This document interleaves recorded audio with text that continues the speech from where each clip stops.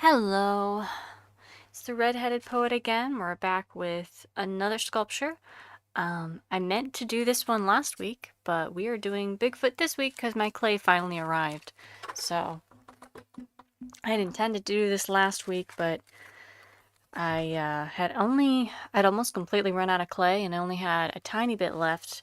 And the order that I was expecting didn't come until, I think it was Wednesday or something, Wednesday this week, so I couldn't use it last week. But as you can see, I've already gotten aluminum foil base already done. My intent is to do kind of a baby version of Bigfoot. It's what I typically do. I like to make them look cute. But yeah, we're gonna start with that today. I've already gotten some clay pieces prepped. Oops. Hopefully it's enough so I don't have to stop and roll out a bunch more. But yeah, this is our base that we're going to start with. This is just smashed up aluminum foil. If you do solid pieces of clay, they're very prone to cracking, having issues and stuff. So you always want to do some sort of base and then have a thin layer on top, depending on how thick whatever your sculpting is. I picked out some eyes as well. I am running out. I don't have that many human-ish eyes. Most of the ones I have like the slit pupils. So these are one of the few sets that I had. I need to get some more of those. But yeah, so we're going to go ahead and start covering this this base here.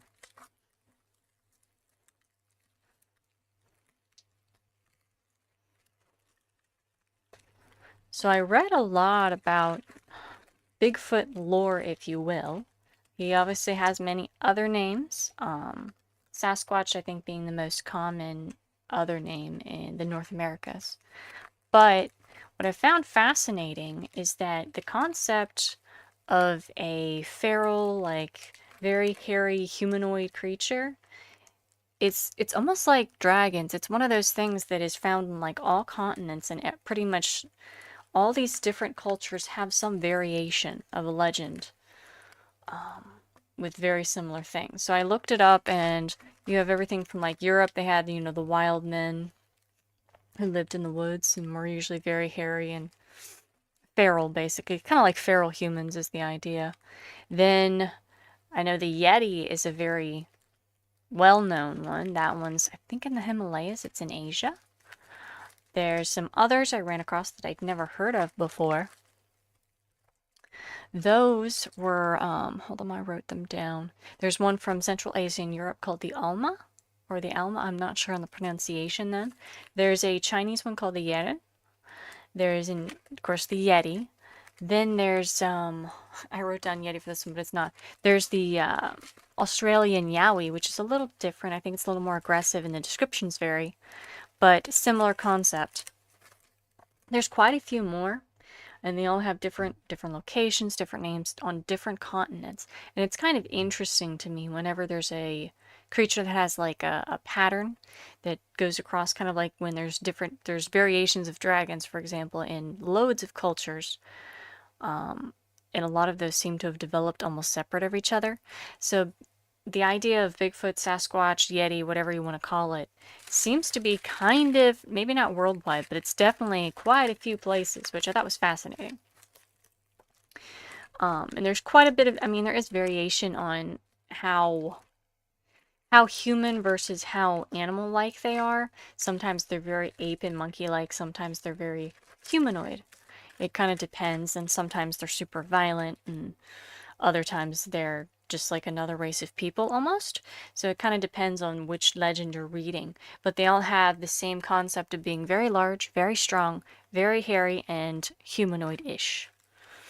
Primate-like, if you will. So in North America, that's where the term Bigfoot comes from.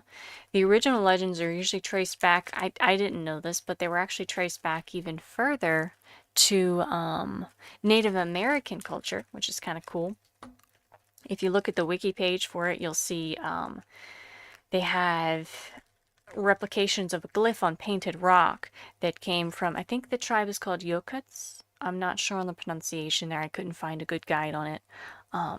But they had these paintings that they had done on a thing called painted rock, and it depicts a family or a group of very hairy creatures. They don't look extremely humanoid, but that may be due to the art style, I'm not sure. And there's apparently quite a few Native American different tribes that have various legends, all of which are very, very much like Bigfoot. The term Sasquatch, which I am, I guess, more accustomed to hearing. I'm not sure. I've kind of heard both, I guess, equally. The term Sasquatch was coined by a man named Burns, and he was doing a series of articles on Native American folklore relating to, like, I think it was specifically relating to Bigfoot creatures, but he was doing that, and there's a term called Saskets. Again, not positive on the pronunciation of that.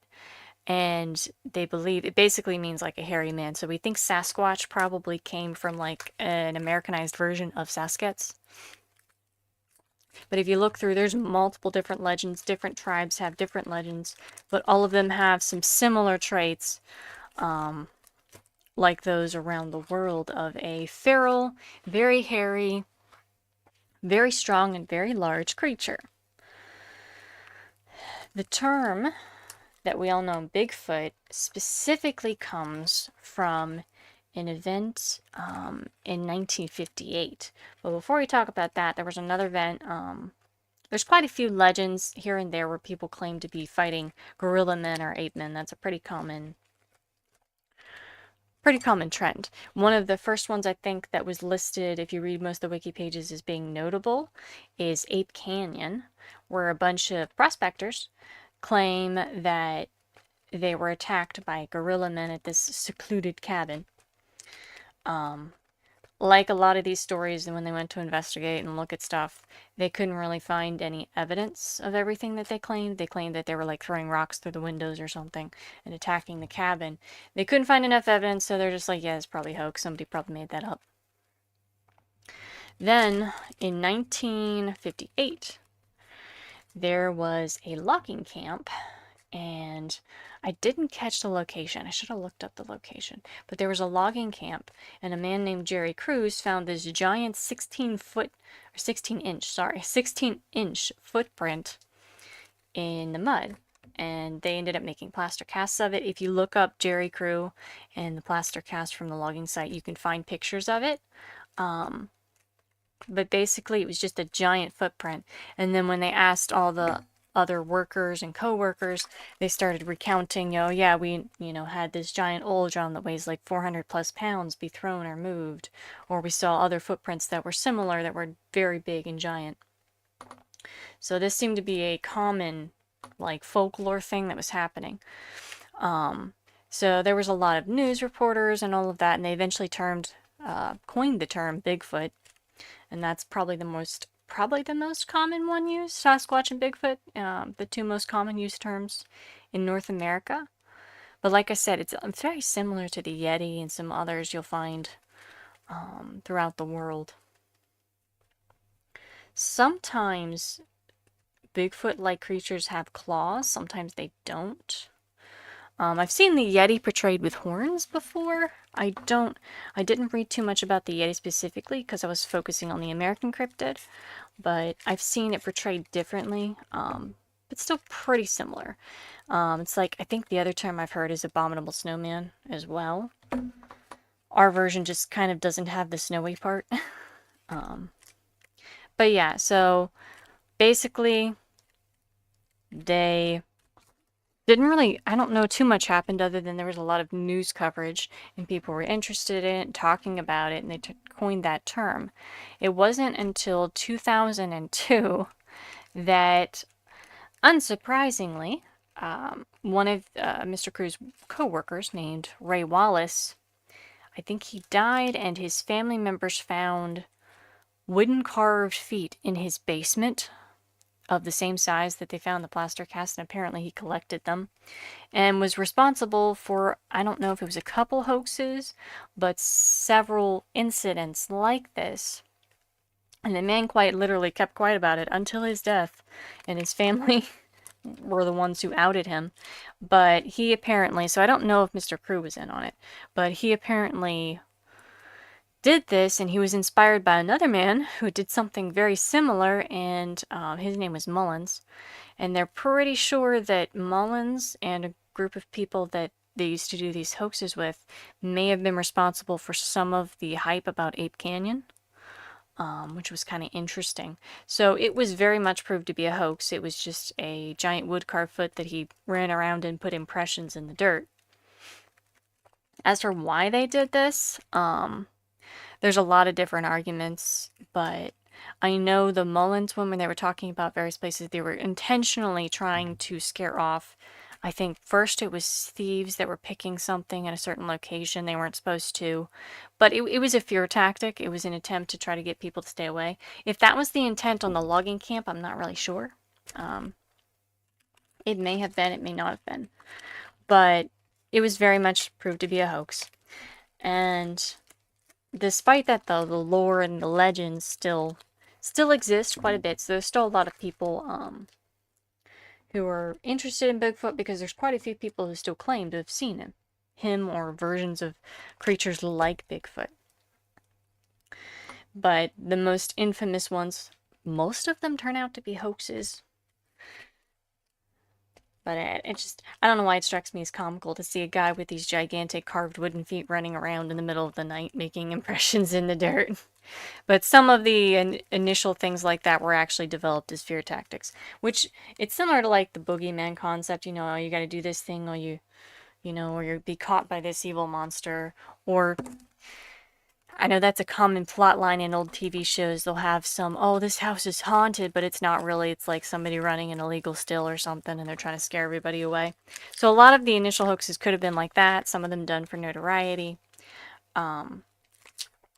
So despite the hoaxes, there are still other stories. I mean, if you want to read it, there were more than I could find and read about. I didn't have quite as much time as I wanted.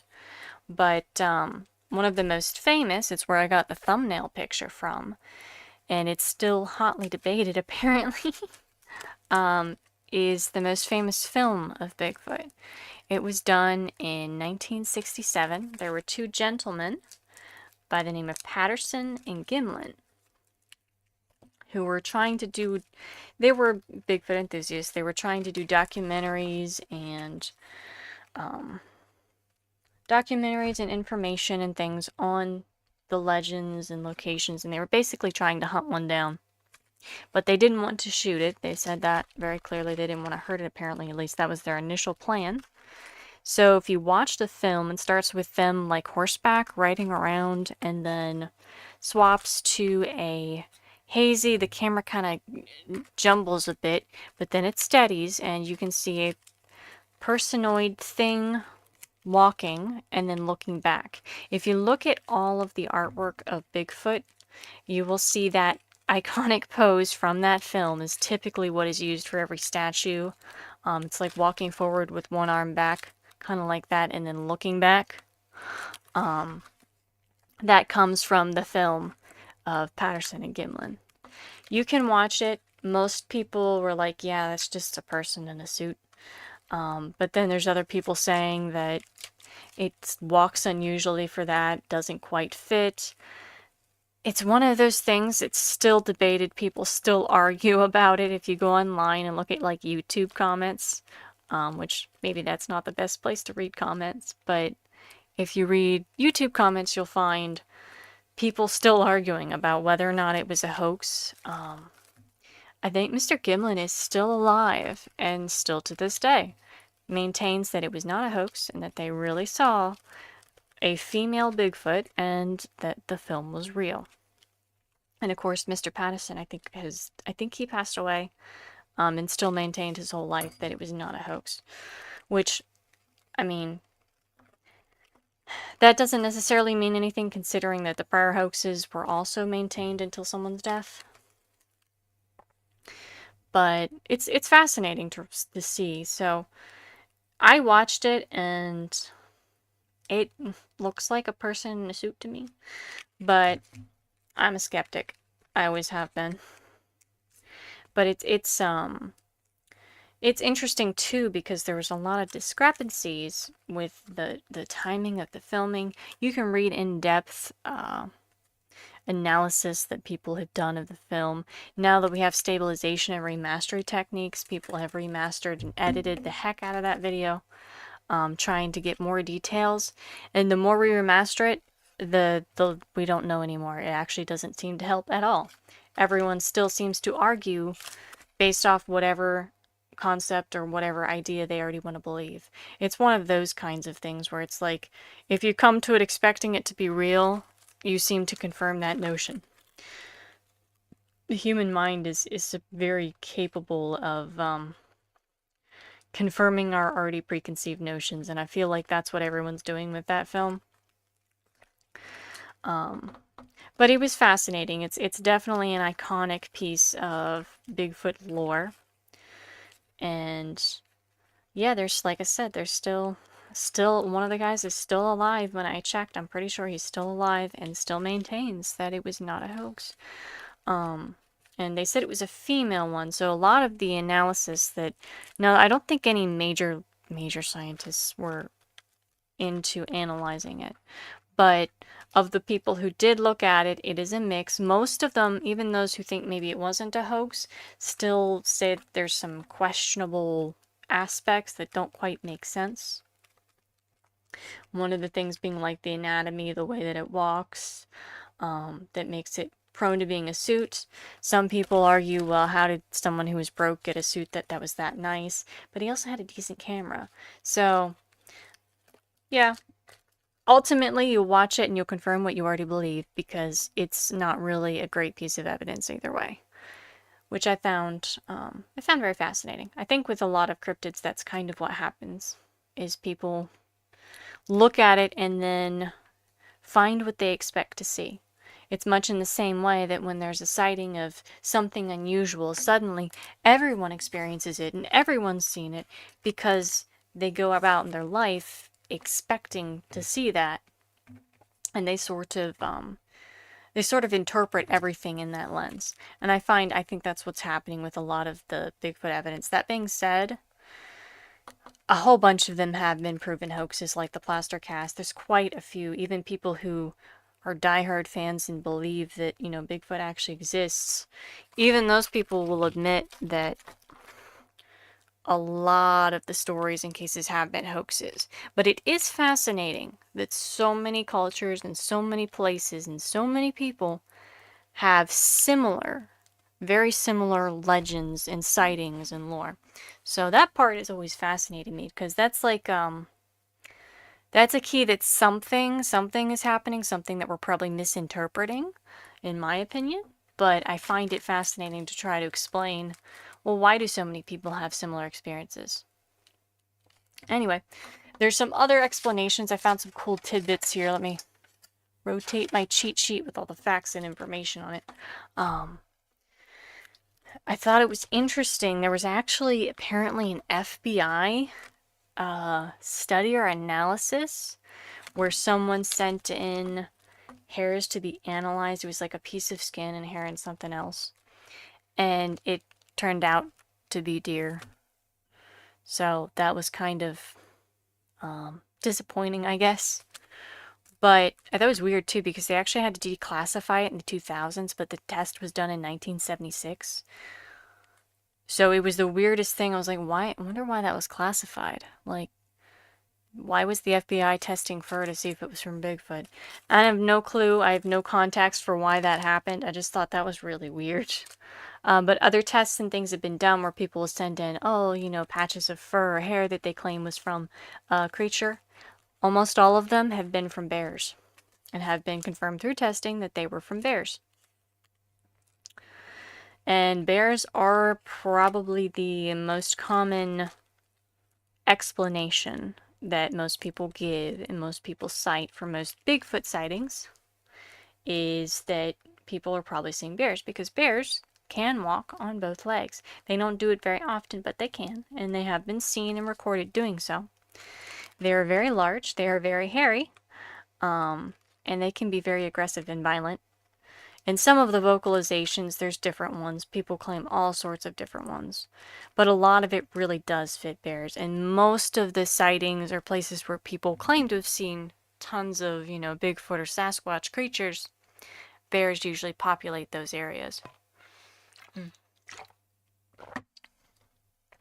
So it kind of makes bears one of the number one explanations.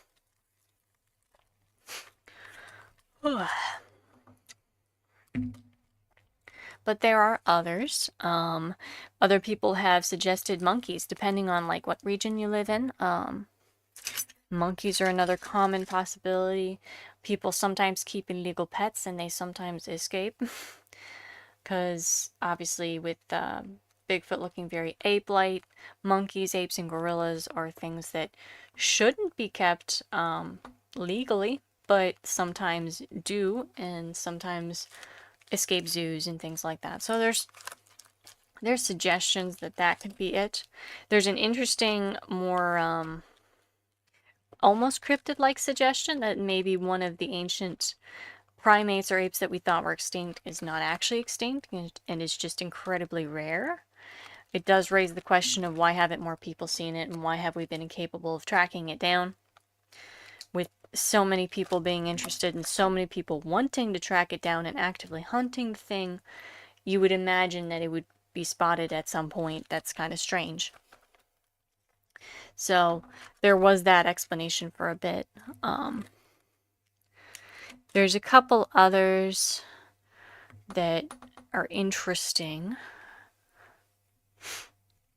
One of the funnier stories is the amount of times that people get mistaken for Bigfoot. So apparently there was a story where a shaman who was dressed in furs was wandering, I don't know if he was like visiting an area or wandering around a certain area, and then all of a sudden tons of people claimed they saw Bigfoot. And it turned out it was just this guy who was a shaman who was dressed in fur. And so they had to like issue these warnings about please do not shoot something that you think is Bigfoot because it's probably a person. And sadly, some people actually have gotten shot on hunts because they were like somebody was hunting for Bigfoot and they ended up shooting their friend, which is really sad. But yeah, people go a little crazy. I always wonder, why is it because like some of the legends, they aren't that aggressive or violent, and it's like every time, even when they're nice, encrypted sightings and creatures are supposedly nice, the first reaction is, oh, we gotta hunt it down. Like, if you've ever read the story of the I think it's Ghillie Dhu is how you pronounce it, or Ghillie Dhu, they immediately wanted to hunt the thing and find it. I'm like, I get finding it, but why would you want to hunt it down? Like, that seems a little cruel. I would understand if the, legends of Bigfoot, maybe the ones where they're harassing or attacking people, that I get. Because some of the legends is the classic, oh, this monster's stealing our livestock and drawing away children and stuff, which usually is like a wild animal. I kind of get that. But a lot of them aren't actually portrayed as being violent. And I'm always like, why is the first reaction, well, let's, arm ourselves and hunt down this creature? Like, why?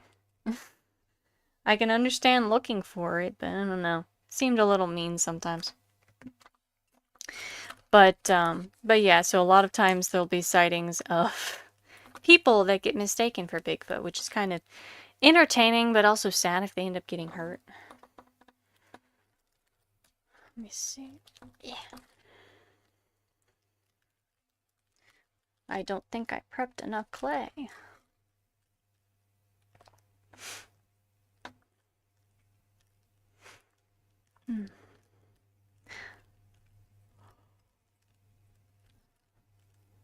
One of my personal pet theories for why, certain tribe locations and stuff will report, some of them actually report them like, or the legends at least, will say something along the lines of not even them being feral, but just being like a separate tribe or family that lives somewhere. A lot of people, for those types of legends, I often wonder if it's not like a genetic condition, because there is a condition called hypertrichosis. I might be saying that wrong. I think I'm saying it correctly. And And hypertrichosis, if you look at it in people who have it, it is the excessive growth of hair. And it does make people look quite unusual. Now, it's fairly rare, so it's not a likely explanation necessarily, but it is a possibility, I think, when you read certain legends that are like, oh, you know, this tribe or these people that live out here, it could potentially be an actual group of people, you know, from some of the older legends that perhaps were just a bit outcast because they were different. And they physically look different because they have a genetic condition that causes the excessive growth of hair. Now, that's probably not as likely, not for the modern day sightings, obviously, but hermits and recluse and people who live in the woods are common explanations for cryptids, because there are people who do that, and that's always a bit sad, to be honest, because they often don't get treated very nice. But that's kind of my personal thing for some of maybe the older legends where it's just like, they were like, oh, there's this tribe of wild men or something. It might just be people who look different than the main, or maybe not even a condition. You can genetically just have more hair than other people. So I often wonder if some of the legends are like exaggerated versions of things like that. Some of the earlier ones, at least. But there could be a lot of explanations, and I find it fascinating. The only reason it fascinated me so much is just the fact that there's so many. That there's so many people claiming to have seen something all over the world, and the legends develop somewhat separate of each other, but have a lot of similarities. Because that usually tells me there has to be something real in there that we aren't properly identifying. And most sightings like that, people are either, if they're not intentionally hoaxing, you know, your mind can trick you very much so. And I find it interesting. And we know it for a fact because every time there is a sighting, then all of a sudden everyone sees them, and we know not everyone's seeing it. So we tend to, if you've ever been scared, you can fool yourself into thinking all sorts of stuff. I know where I work, there's a stack of chairs. I work at nights, and there's this stack of chairs that I swear from the corner of my eye looks like a person every time I walk by, and it drives me insane. And that just reminds me of how unreliable our senses are when we're startled or when we only see something partially. It's very easy to mistake things. I mean, the amount of times I have walked by and been like, nope, that's a stack of chairs every single time, and I'm like, why do I keep doing this? Because it's they're covered in like black fabric, and so from the corner it looks like a hooded figure standing in the corner. It used to freak me out every time, and it's like I would walk around and be like, no, it's not a person. That is not a person. It's fine. But we're very good at perceiving things incorrectly, and I think a lot of cryptid sightings and mythological things are very much that. They're either that or they're exaggerations of stuff. And a lot of times I think they have their basis in reality. There's a reason that a lot of mythological creatures are like Franken monsters of things that already exist. A lot of your mythology is like, oh, this creature has, you know, the wings of a bat and the eyes of a... And they'll list all these different body parts, you know, of things that actually exist, and there's usually some similarity. So I think the legend of Bigfoot, I would say bears probably does make sense, but I imagine it depends on each story and each situation. So, yeah, I find it fascinating. And I'm always fascinated by the idea that there's creatures and things that we still haven't found yet, because that is true. We still find, like, species of stuff that we've never seen, and, you know, a lot of times we'll be like, oh, we thought this thing was extinct or pretty much died out, and it's not. Because we don't know everything, and I fully admit that. But I do think that vast majority of Bigfoot type things, a lot of them have been proven hoaxes, and some of them are highly questionable. So that's interesting. I always like reading about it because of that, because I think it tells you a lot about human nature. And the fact that we want to hunt them down all the time really bothers me. I'm like, why would you do that? Because if they're humanoid, like, how sentient are they? You know, you run into a bunch of moral questions with that. What if there actually was another race of people and you were constantly harassing and trying to find them? Like, that would be not very pleasant.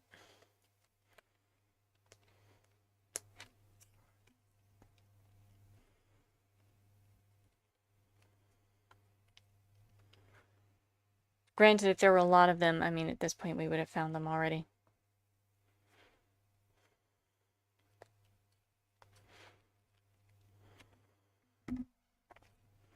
At least in North America, I think.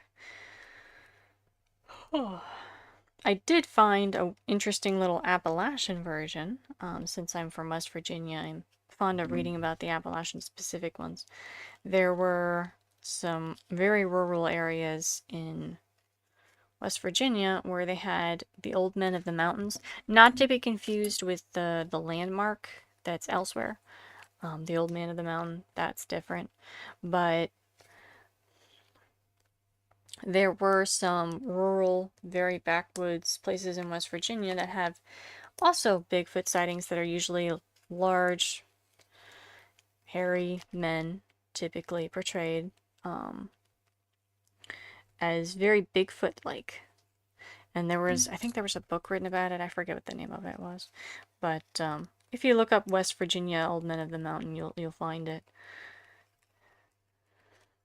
So yeah, even pretty much, it's so many different states that have Bigfoot legends, and there's a bunch of different names. I think the skunk ape was one of them. It was Florida, was that the? Oh, there's a ton of different names, depending on what location it was in. Let me make his eyes look a little better here. Oh.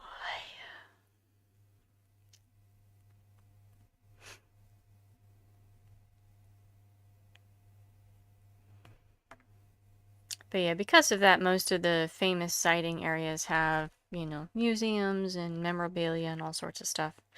Just like the other sightings. I just find it fascinating. Bigfoot's one of the ones that we constantly see repeating again and again and again.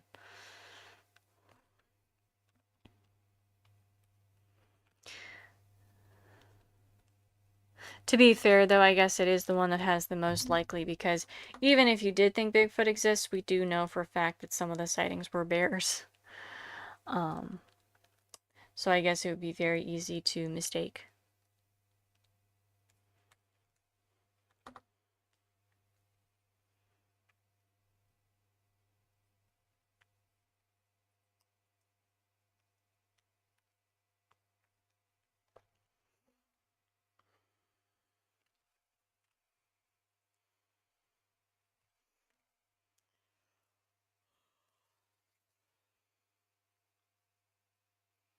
But yeah, if you ever want to go down a very long rabbit hole, you can read about Bigfoot lore and all the different opinions that people have on that.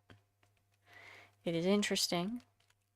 And it is probably, I think, one of the cryptids that is most believed in. I could be wrong, but I feel like it's probably the one you're going to find the most people still actually believe it exists. I feel like most people think of Mothman as like a fun legend. I don't think anyone... Well, there are people who probably think Mothman actually exists. But because there's not as many sightings, it's not as... I think there's fewer of them. Whereas there are lots of people who will argue for the existence of Bigfoot.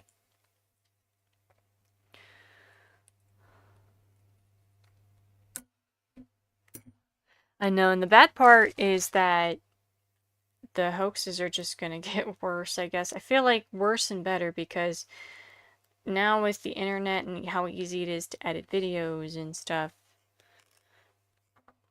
it's very easy to make more hoax videos. And if you're on the internet very much, you'll probably see some of those. I think the more popular ones tend to be haunting ones.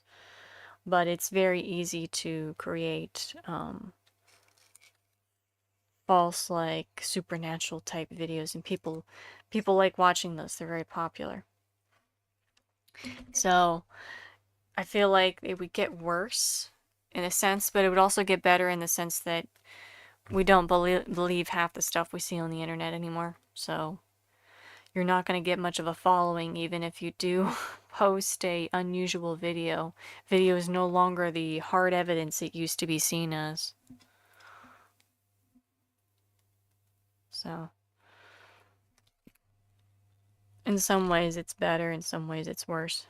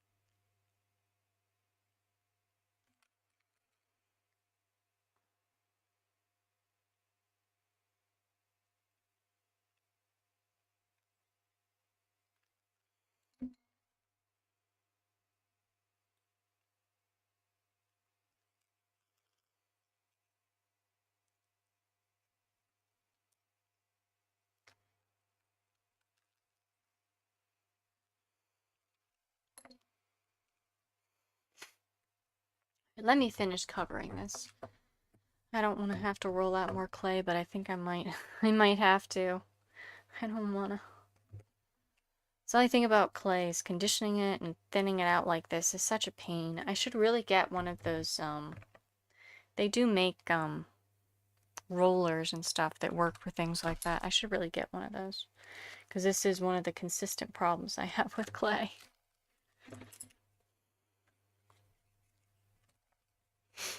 No.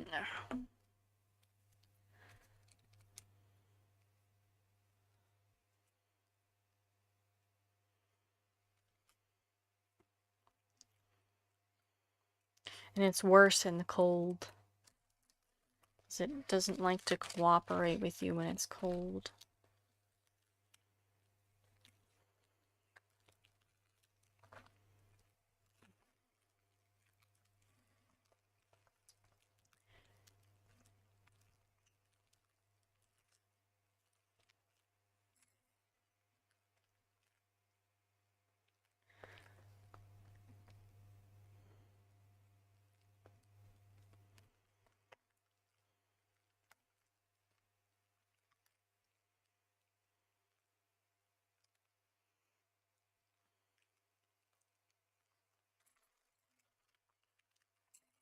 Now, a lot of the legends did have them bleh, I can't talk, throwing rocks. So I'm thinking I might put a rock in his other hand over here. I'm gonna have him leaning on this one. So I might put a rock in his other hand. We'll see. Oh.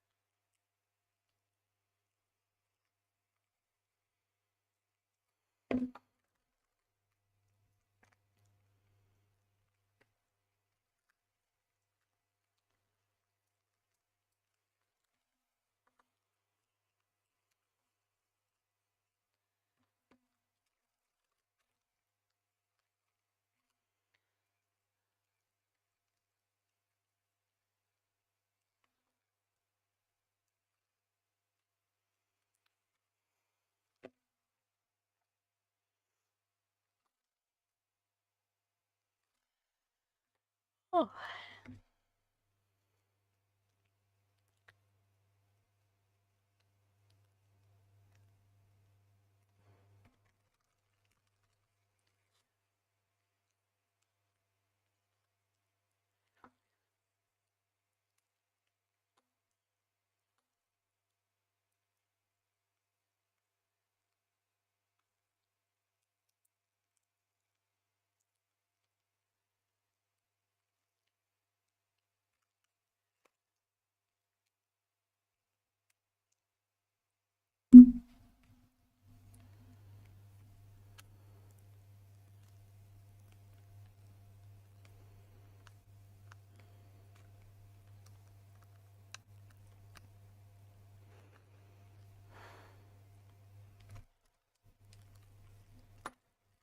All right.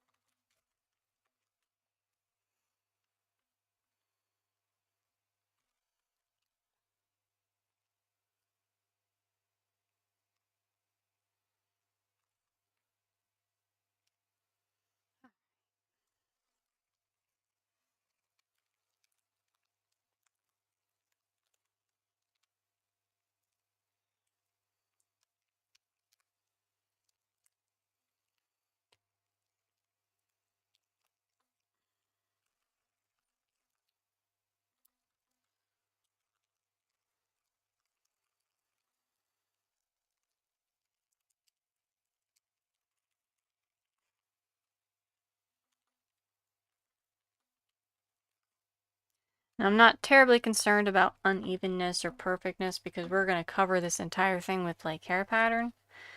So if it's a little lumpy right now, that's totally cool. It's fine because it's all going to be changed and covered in a pattern anyhow. All right.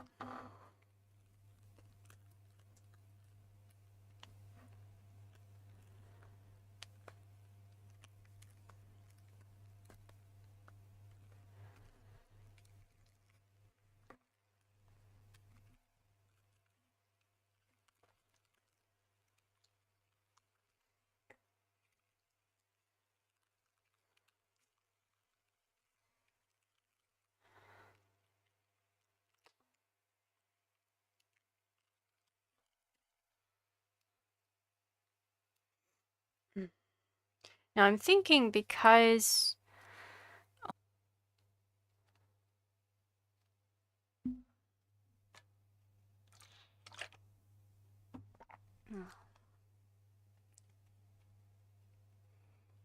oh, are we back? I think we're back. Okay.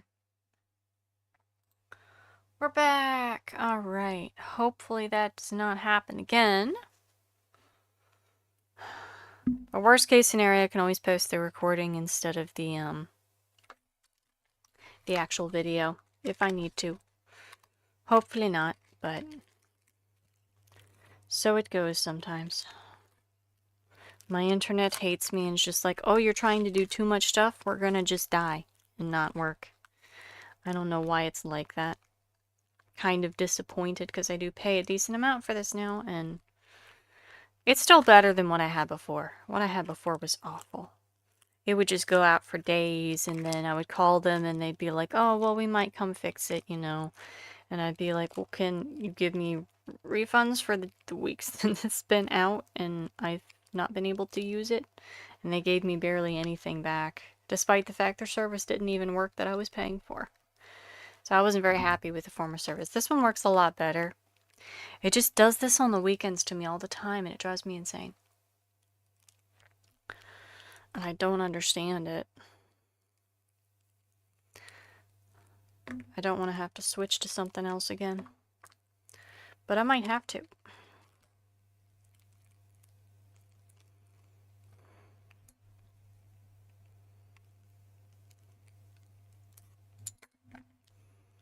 Because it is a lot more expensive.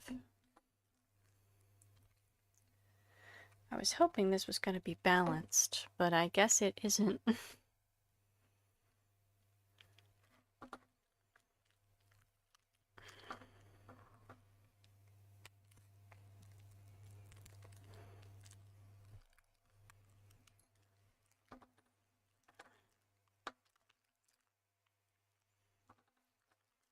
Let me see if I can make it more balanced.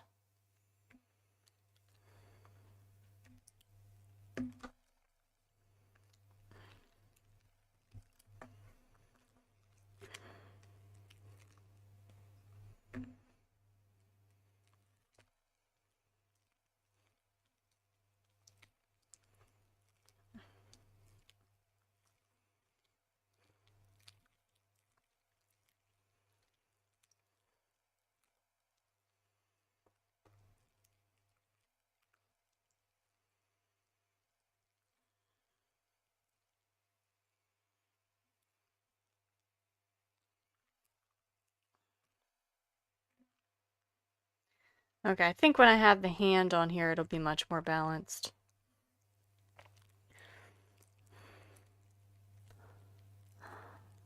Yeah, it looks like we are back up and everything is okay. Hopefully that stays that way. It might not. I keep getting paranoid and checking it. All right. Okay, we're doing so well.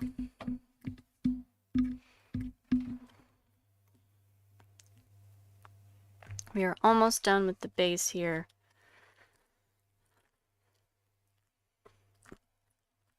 I feel like this figurine's taking longer, but I guess it really isn't. I'm just, you know, I guess it's not really because I just started later. I usually start at 7 or 7:30.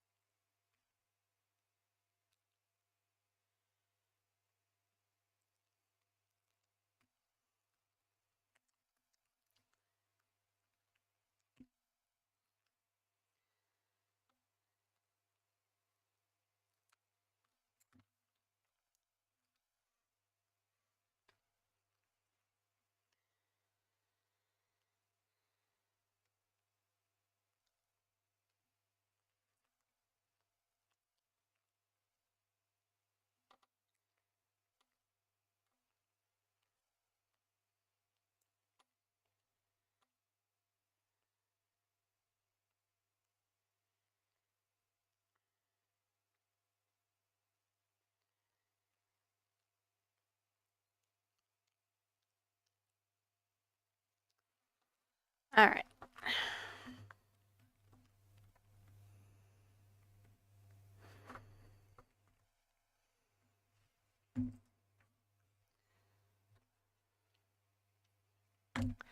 Let me see if I can do at least a little bit of the hand so he stops falling over. We can just lay him down for a second here.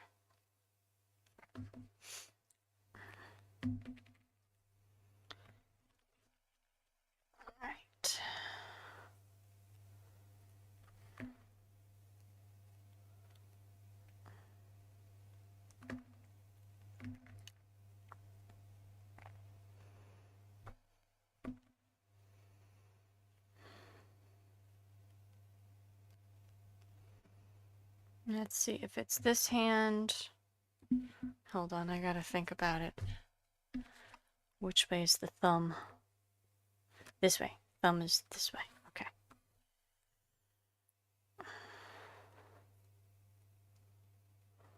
And then hand would be like that. Okay.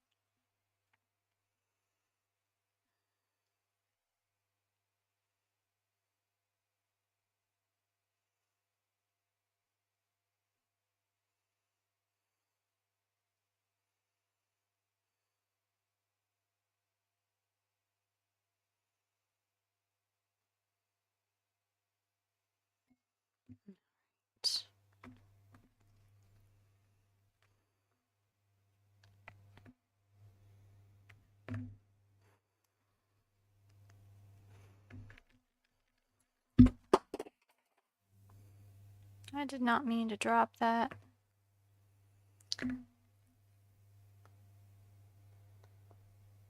Hold on. Is that right? Yeah. Because then, yeah, your thumb would face outward.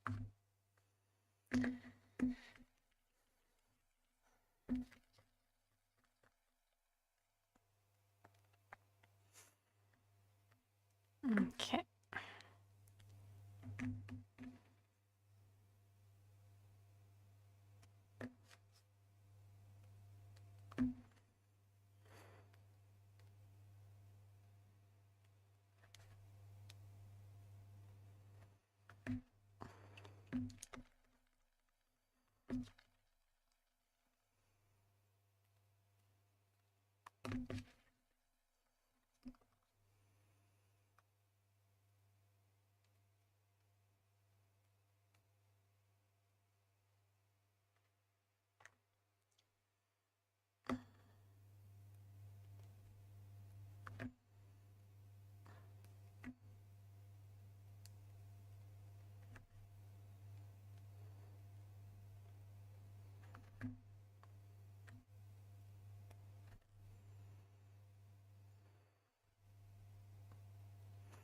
Alright, so now we gotta smooth this out and make it look more like a hand.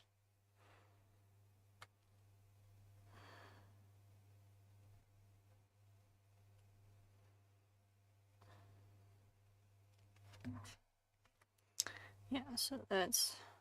should make the thumb smaller.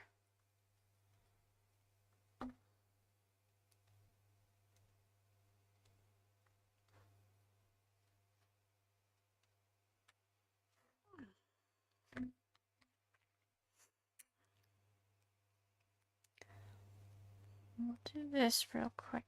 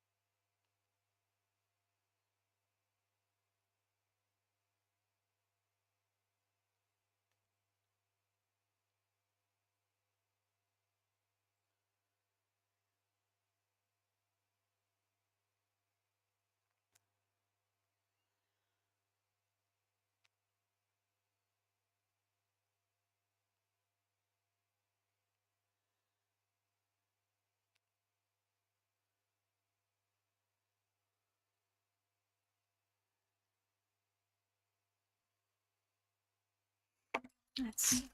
How about smaller one?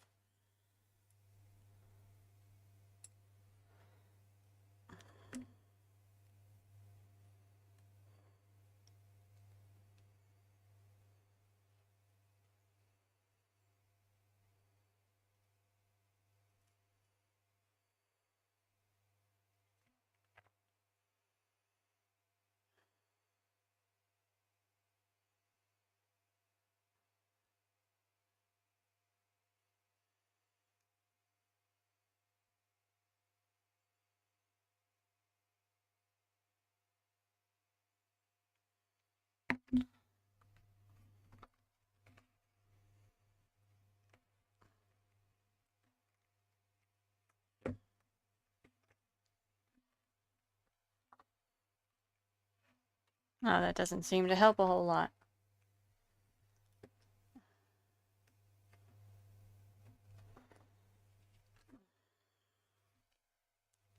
Let me see. Let me see. We may have to alter this slightly so that he's not going to fall over. Like, I know this pose kind of works in real life, but I think I've got the balance. I have the balance off as the problem.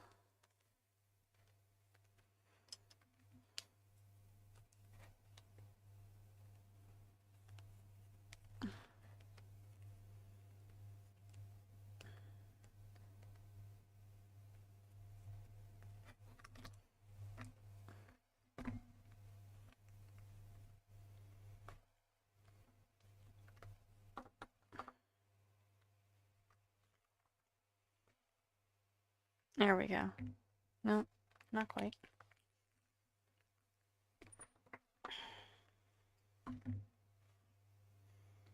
There we go. I think that'll work.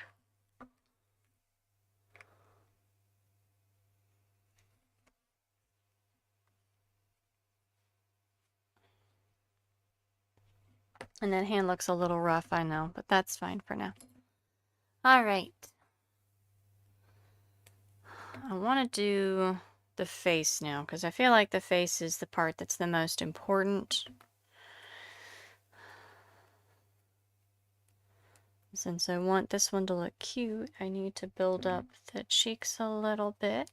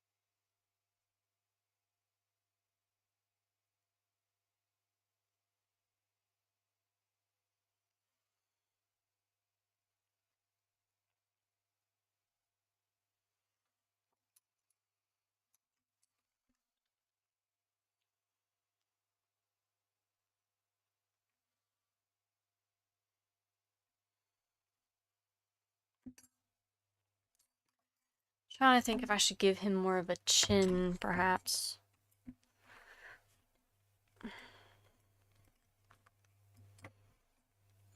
Hold on. I know it will balance him. I just gotta build this side up a tiny bit, and I think he'll stop falling over.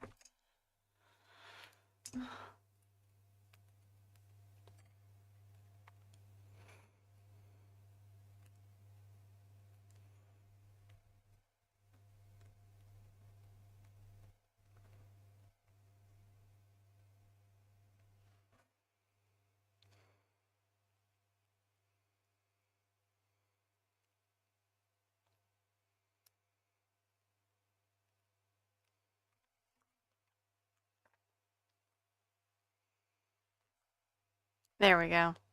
Yep, I just gotta add a little bit of clay here, and then that'll balance him out. Okay.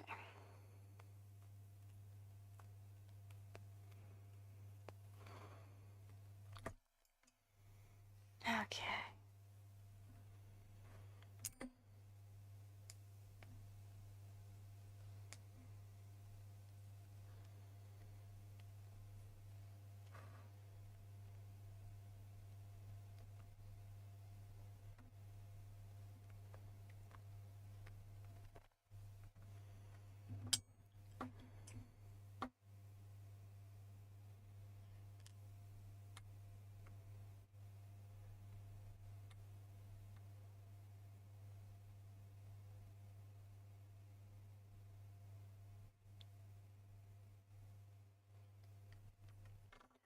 I'm gonna pull up a reference photo here. Let me see.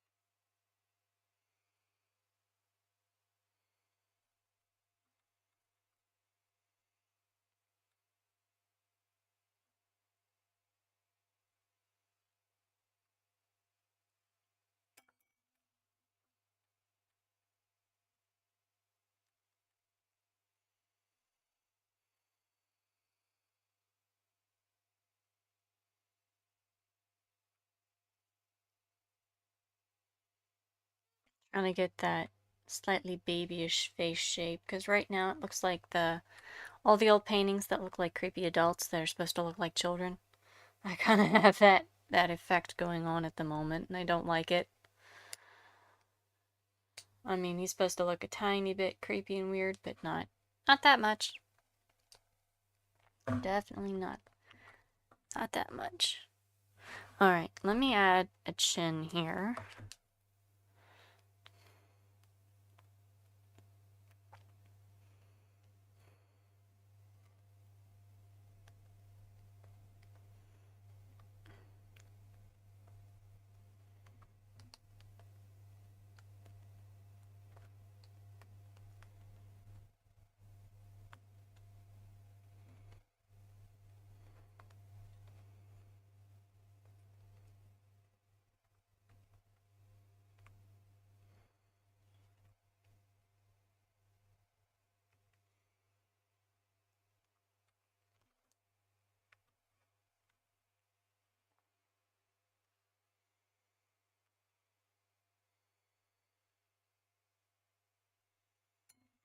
Okay.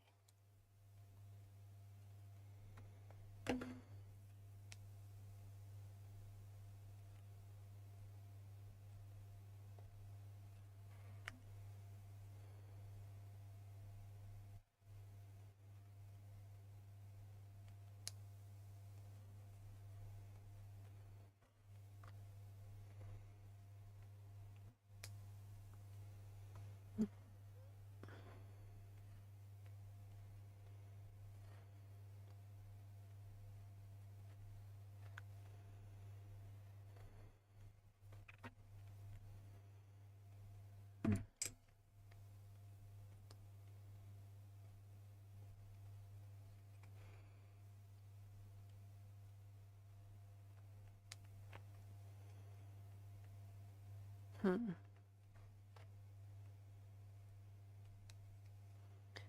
I'm getting there. I'm getting there. It's gonna take me a little bit to get this to look right. Because the face is the most important thing.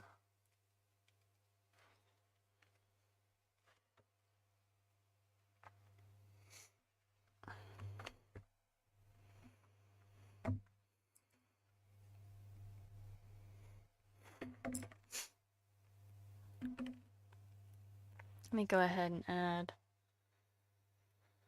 this here.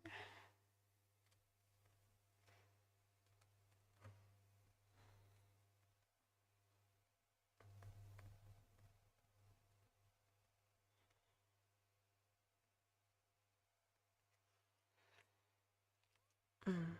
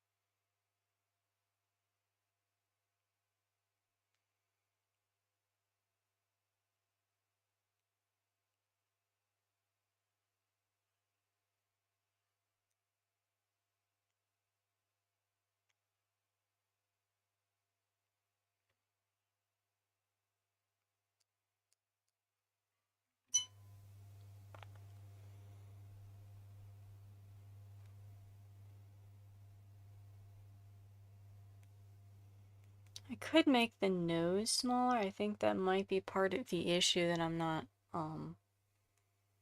liking with the way that this is looking right now.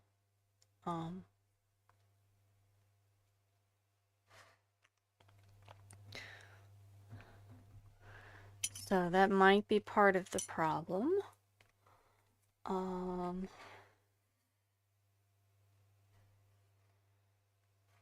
Obviously the eyes were a little big, but that's fine. I'm making those look a little smaller.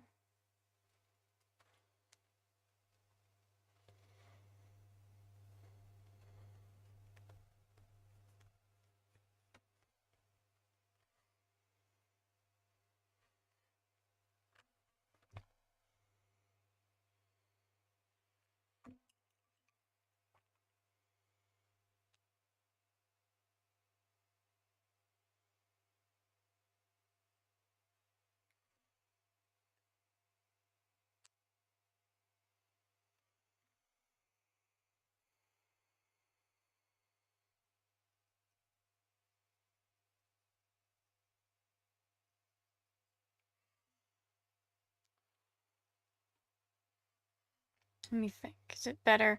Yeah, I think we're gonna make the nose smaller. We're gonna take the nose off. We're gonna... That's terrifying. Oh my gosh, that's terrifying. Okay. We're gonna make the nose a bit smaller.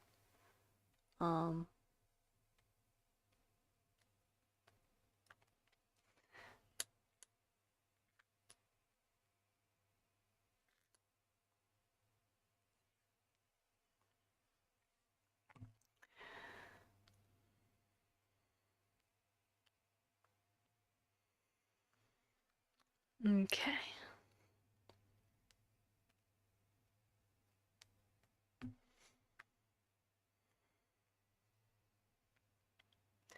Yeah, I think the nose was the issue. I think it just needed to be a bit smaller. And I think that'll really help here.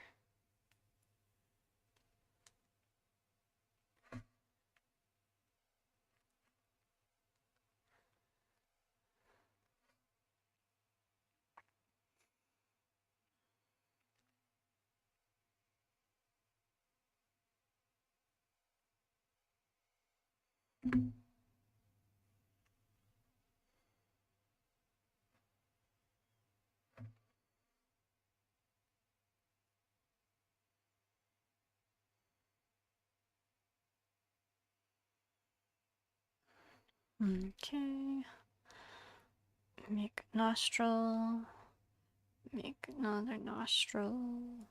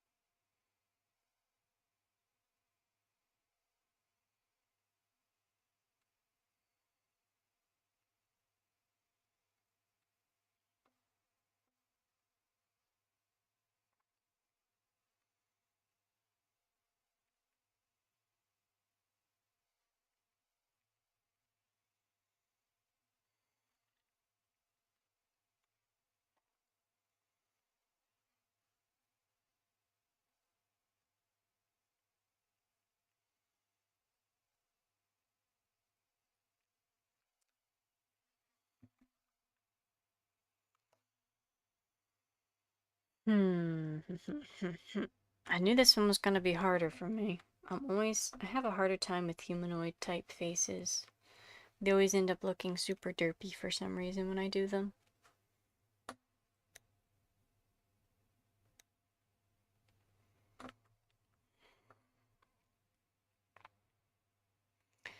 So I think we need to do the face shape better here. I think we need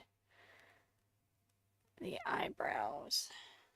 We're not actually doing eyebrows per se, but I think we need the forehead shape just a bit more so that it doesn't look quite as unnatural.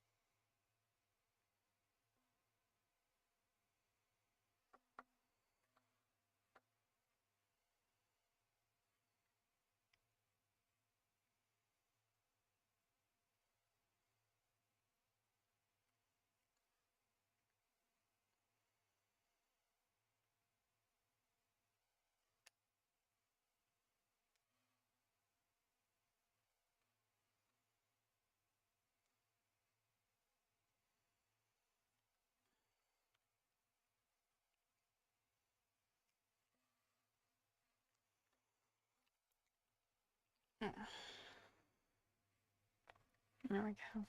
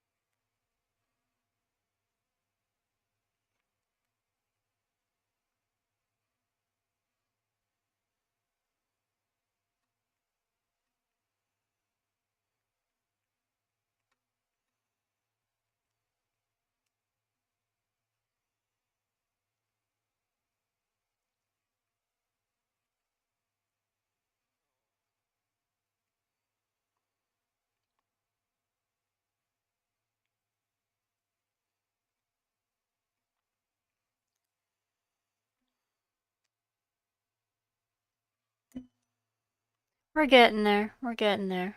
I think he looks a lot better now than he did a few minutes ago. um, Still not quite what I wanted, but I think we can work with this. I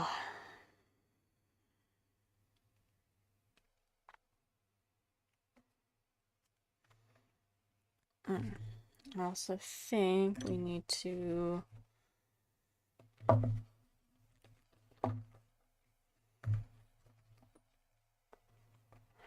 most of the classic Bigfoots have like almost like a crest on top of their head that points up slightly. I don't know why, but I think it's because of the Gilman, is Gilman? Yeah, the Peterson Gilman film. It had something along those lines, so I think that's where most of the artists are getting that.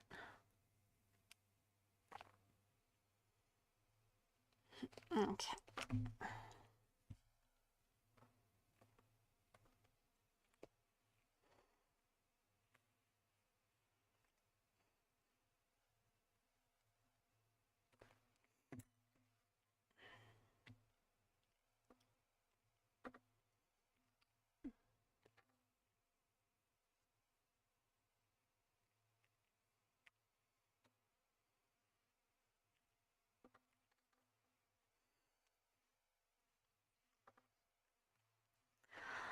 All right.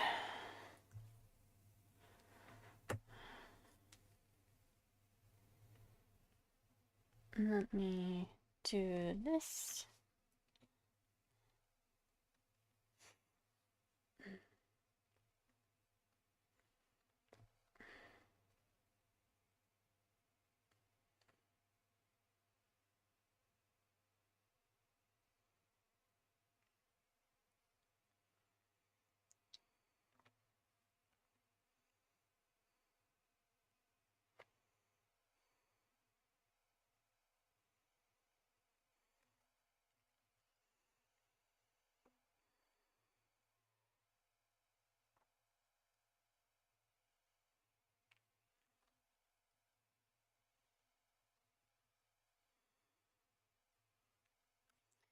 Let me see something real quick. Try to think if babies have, not babies, I'm sorry, Bigfoot. The ears are not typically that visible, actually.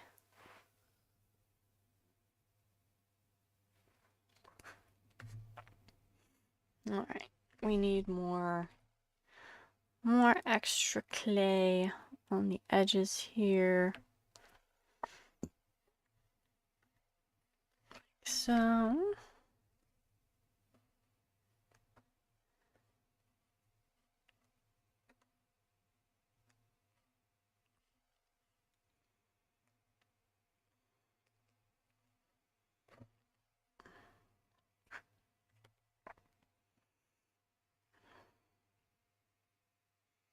I think we'll make a little spot for the ears, maybe.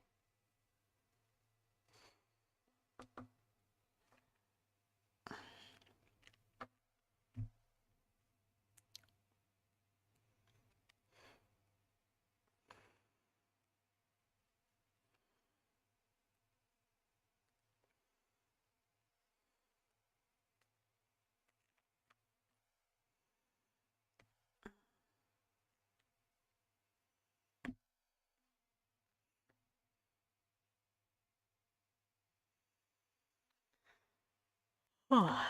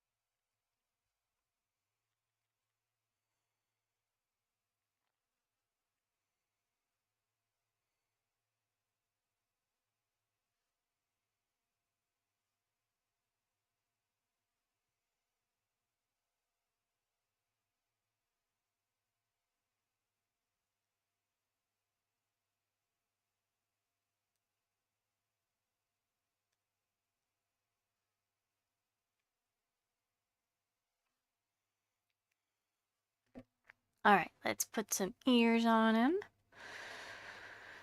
And then I gotta work on the head here because I think we need more crazy hair on the head.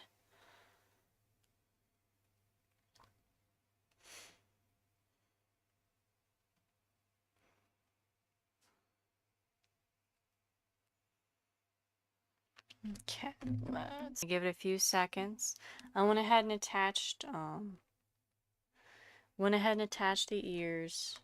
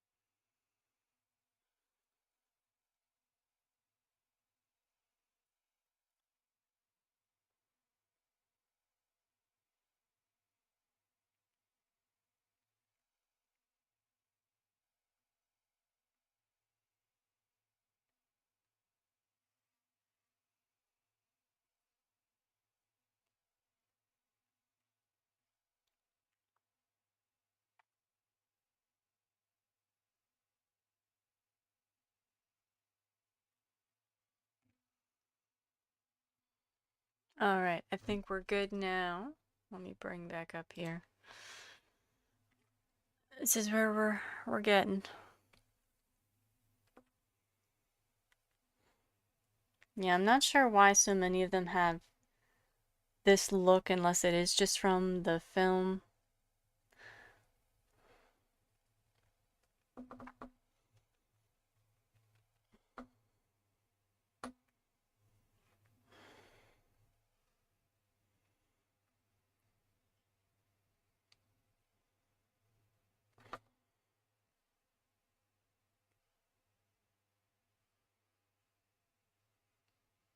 Here we go, I think.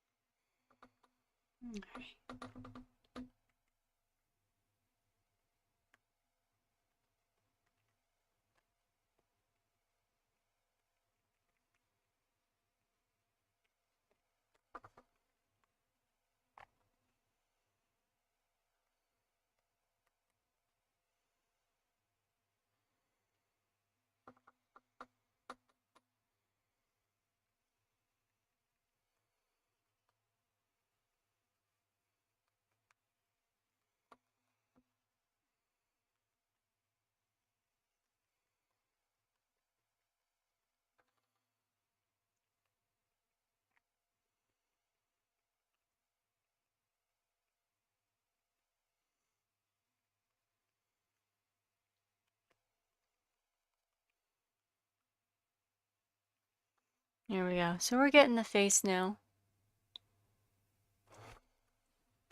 I think he's looking a lot better. I'm liking this. I wasn't initially. I was a little worried, but I think he's taking shape, and I'm liking the direction this is going.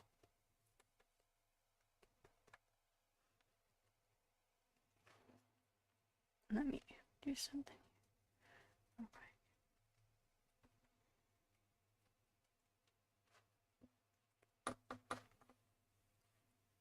I wanted to look surprised, just a little bit, or mesmerized, kind of like babies like to look. All right. Okay.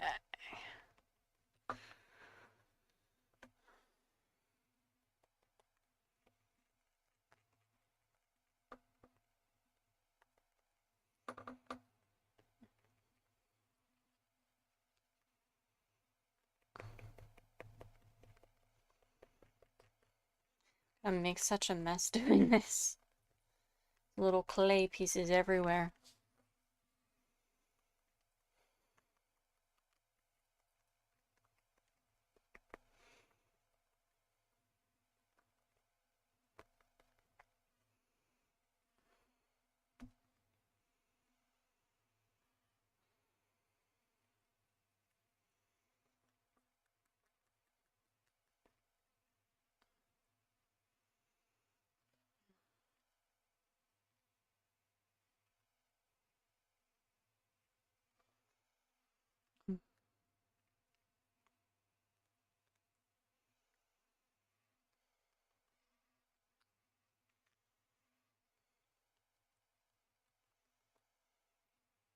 Actually, I think I'm gonna leave his chin hairless. I kind of like that look better. Um,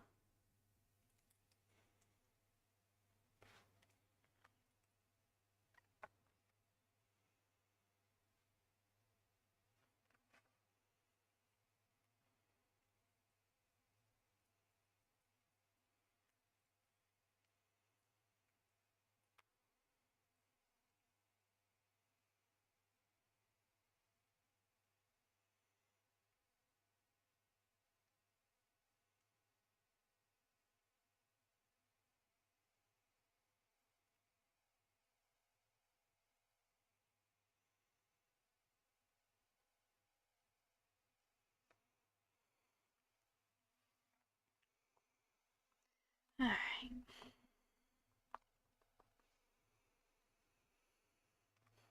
Let me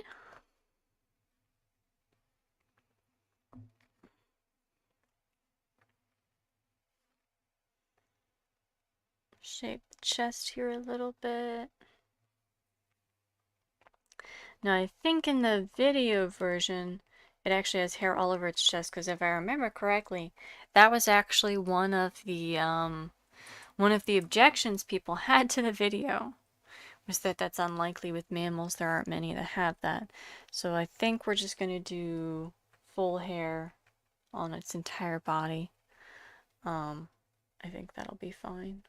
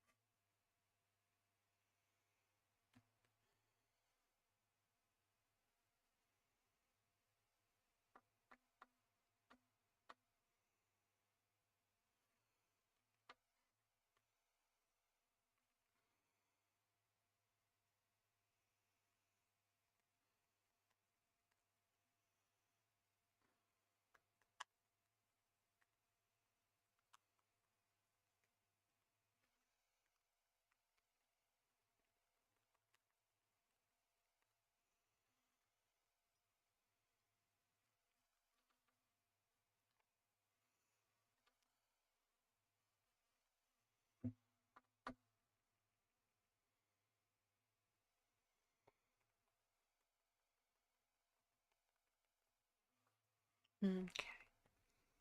So I might take a second from this. I do think Hmm.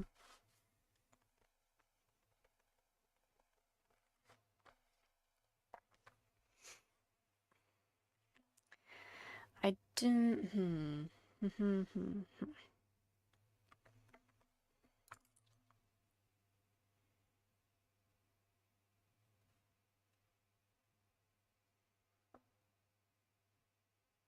Fix his ear here.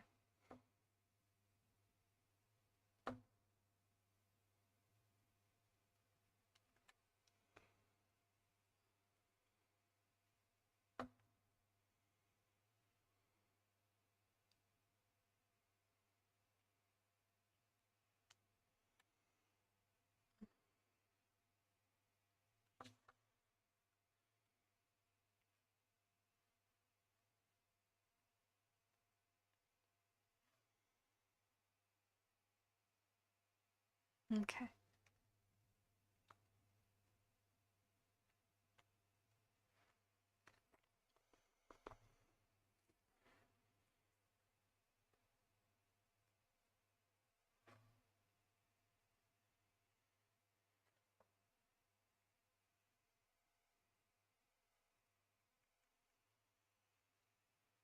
Okay, let me see.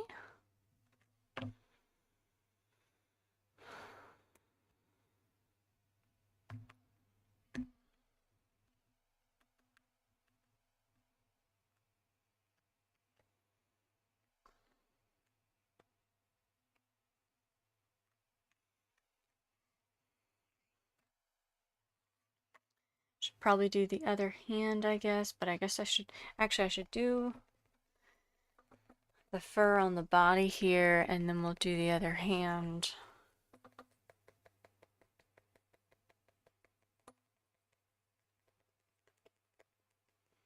Because once we do the other hand, it'll be very difficult to do this.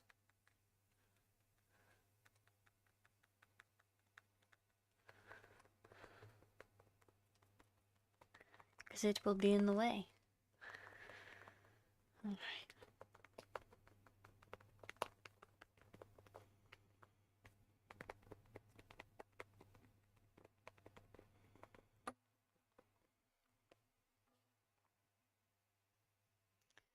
Alright.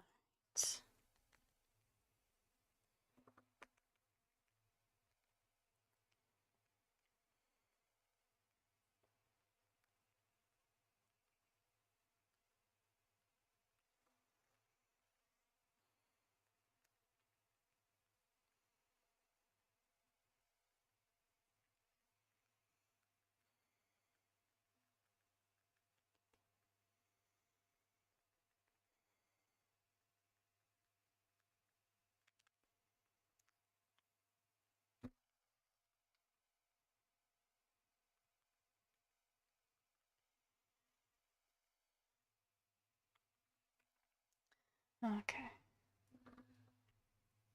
So a little bit longer, but then we'll add the other hand over here.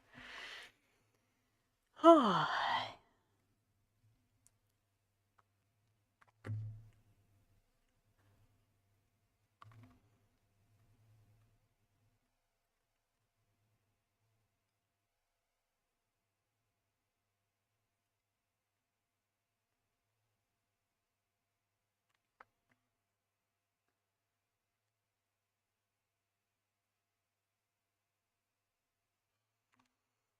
Okay.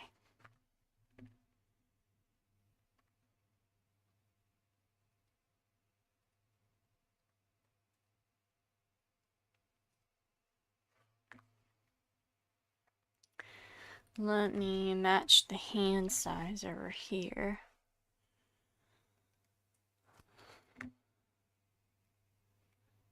Base palm. Do the thumb.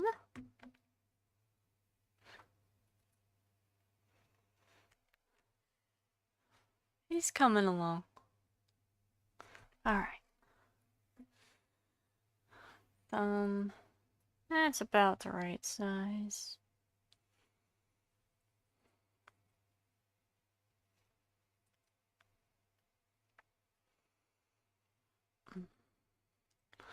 Thankfully, this one's going to be wrapped around something, so I don't have to worry too much about super details, but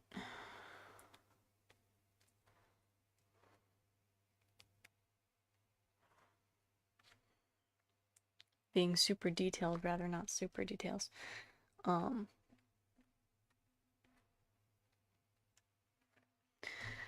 little more. Try to match each of these finger sizes, and then we'll have him hold on to a rock, since that seems to be a common thread with a lot of the legends. Is they're always, if they are being violent, they're typically throwing rocks for some reason.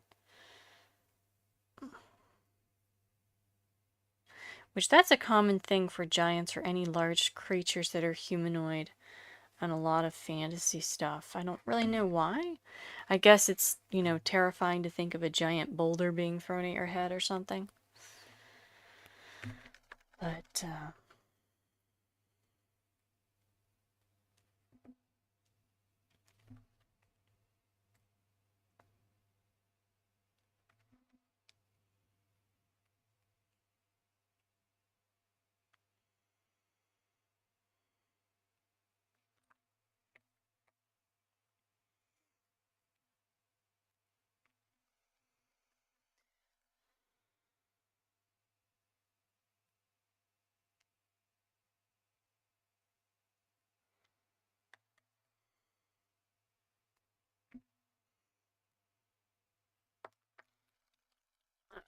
almost done. Match the thing. Here we go.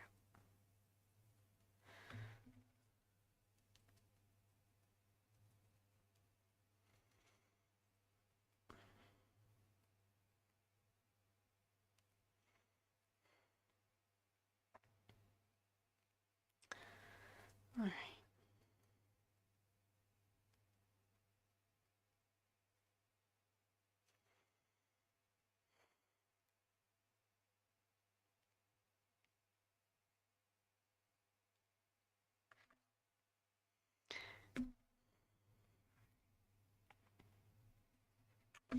Okay, so now we're gonna do just some knuckle impressions here. Some knuckle. I don't know if that's what I meant. Not impressions. That would be indented. Emboss. And I can't think of the word. Anyway, we're gonna do some bumps for the knuckles. Is what I'm meaning. And we're gonna do a little patch here, like so. And it's gonna be just fur.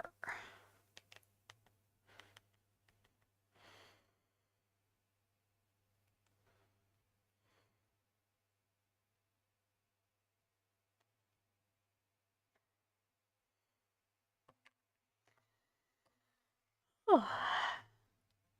And then we're going to attach a bit to the back of the hand here. Because,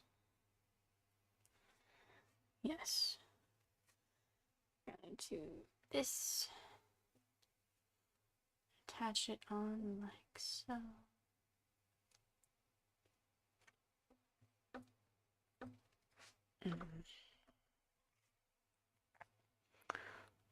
Okay.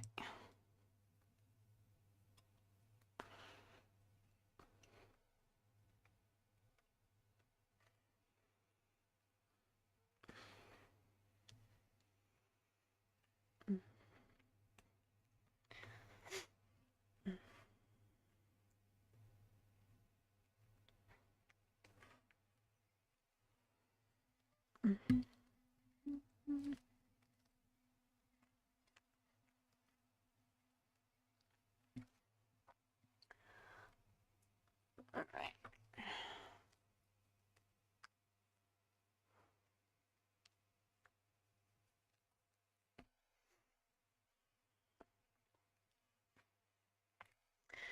And then we're going to do a rock here.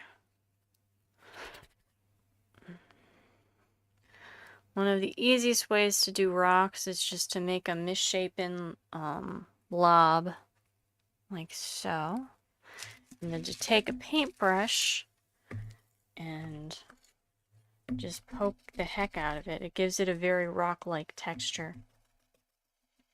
Has to be a pretty stiff brush to be able to accomplish this, but it's pretty effective and it looks very rock-like.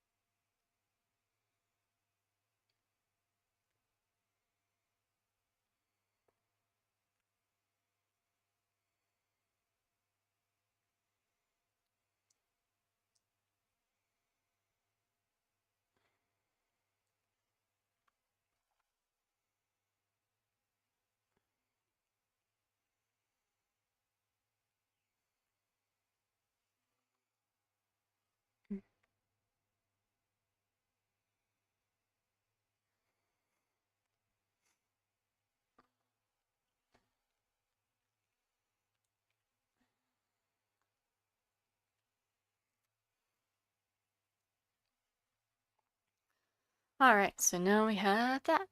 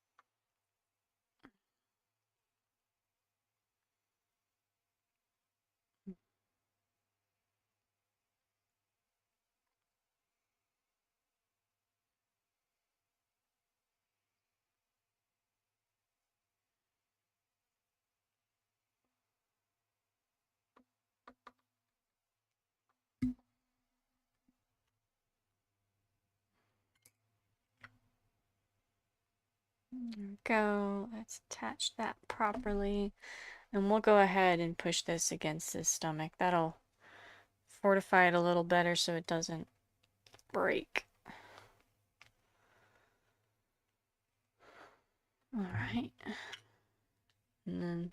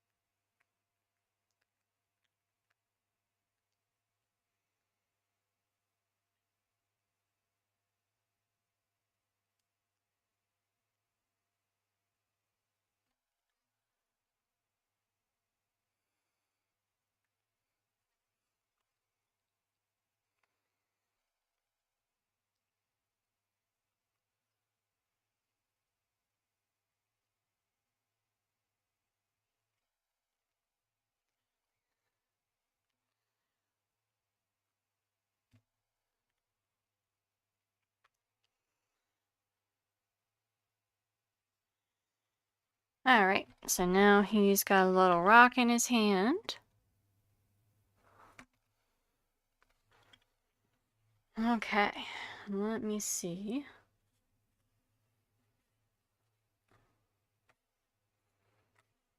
I can shape these more finger-like.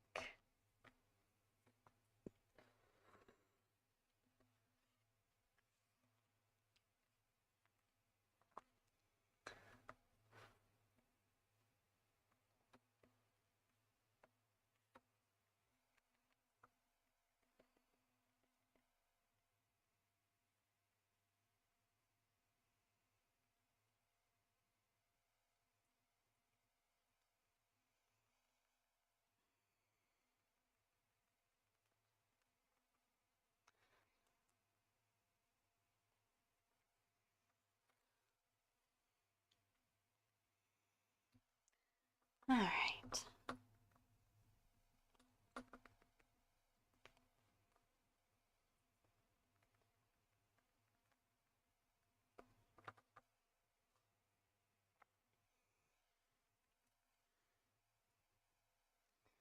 I'm gonna try to do nails at some point. I'm just scared to because those are hard to do. So that's why I'm delaying that. I will get there. I will do it. Just not yet. Alright. Let's go ahead and do some of the hair pattern on the back here.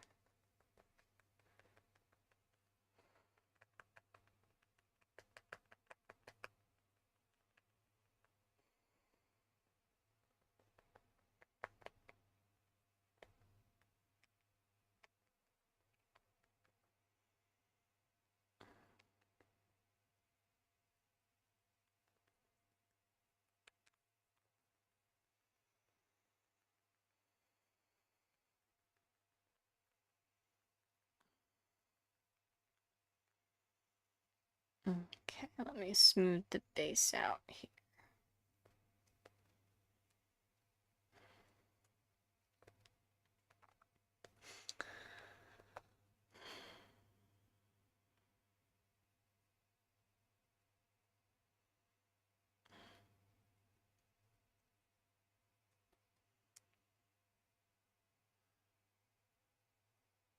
Solidify the base here a little bit.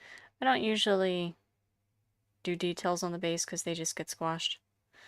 But I want it to look at least a little decently nice.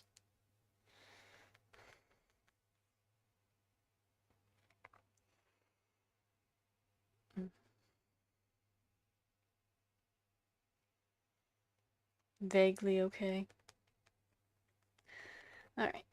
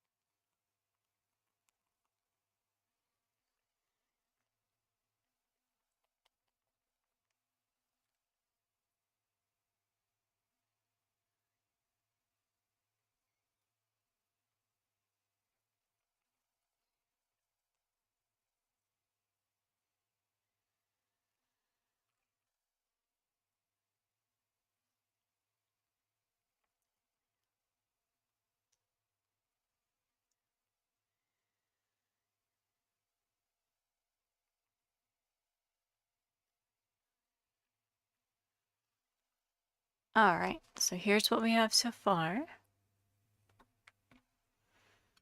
Okay.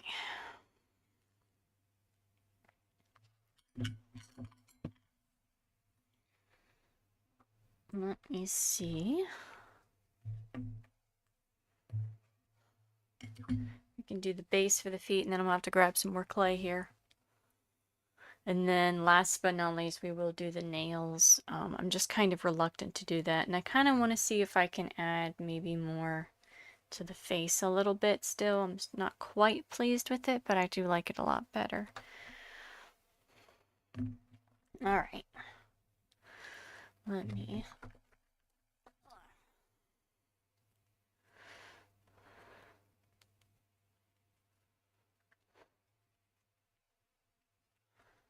Yeah, no, these have to be a lot bigger.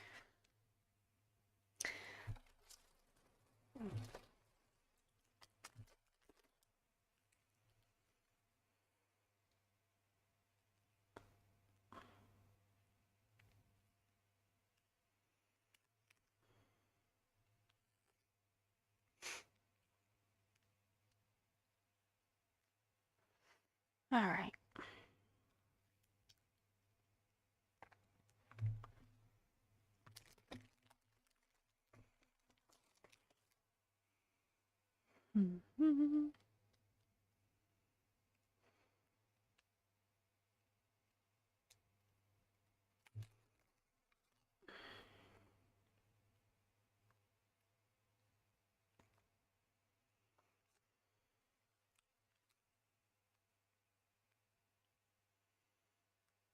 Okay.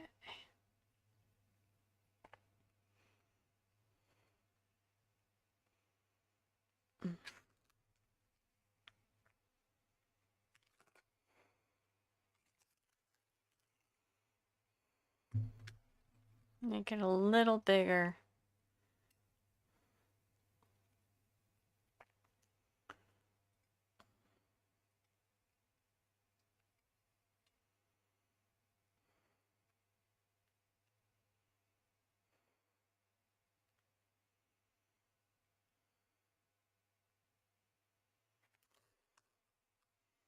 There we go. That's about the size I want. Okay. Oh. Oh. Okay.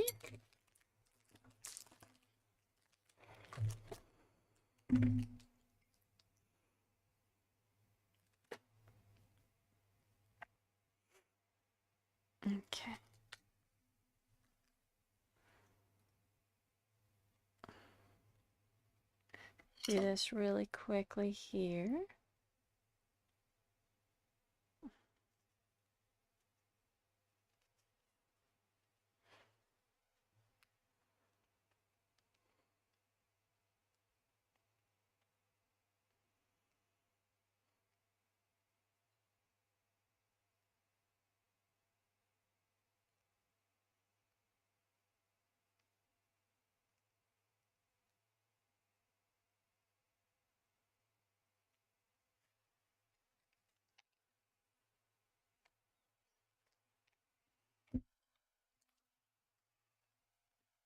But I didn't mean to do that. Ah. Sorry, I hit one of the wires on my computer. I was messing with stuff by mistake.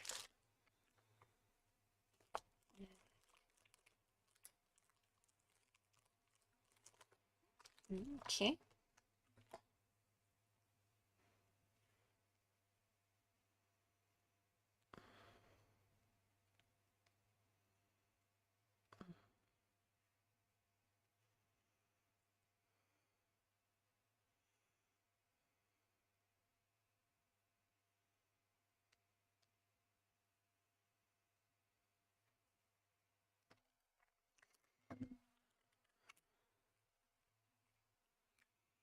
Alright, now let me try warm up another piece of clay here.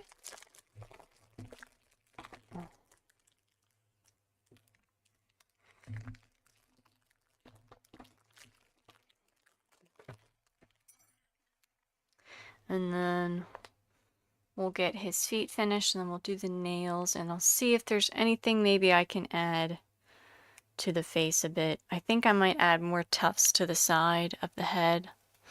Because I think I like that look better.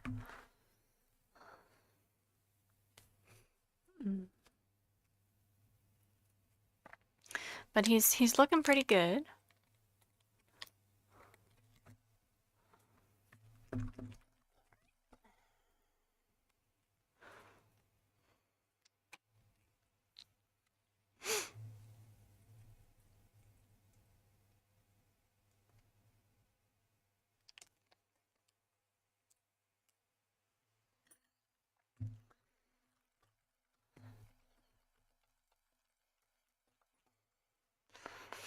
Yeah, the hardest part of working with clay is always warming it up so that you can actually work with it.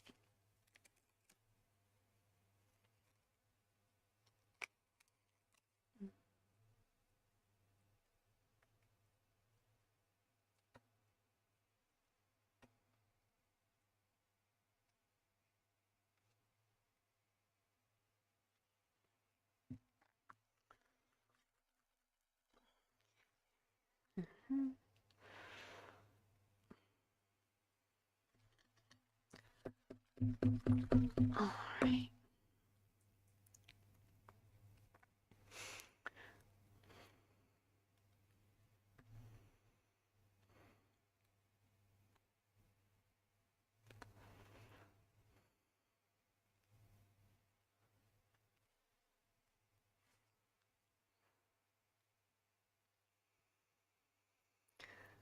All right. Is it almost as almost?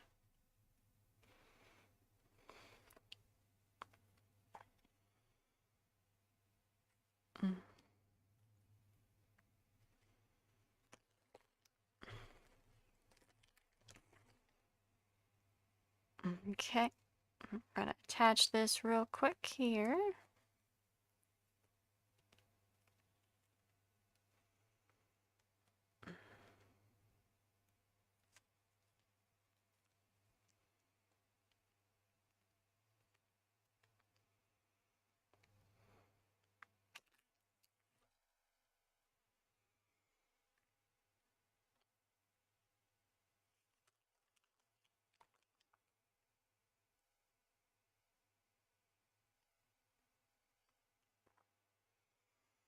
All right.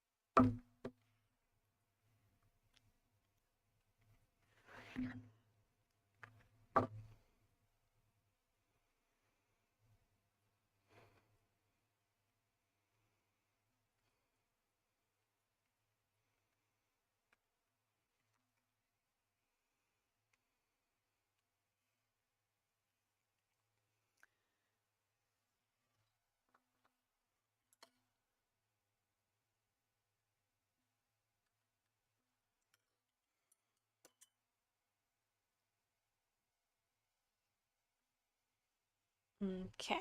Now that we have the base feet done, we got to do the toes. So, all right.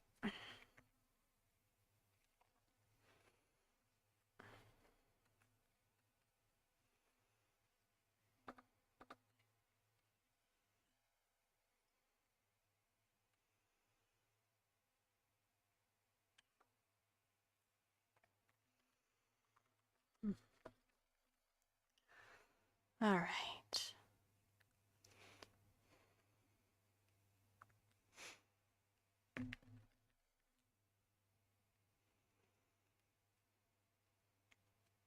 Let's cut this in half. It looks like we're still going. Okay, cool. We're still going. We're still good. Okay, so we're gonna do the largest toe is actually gonna be the second one because I want to mimic how bears' feet work. So we'll do the largest one here.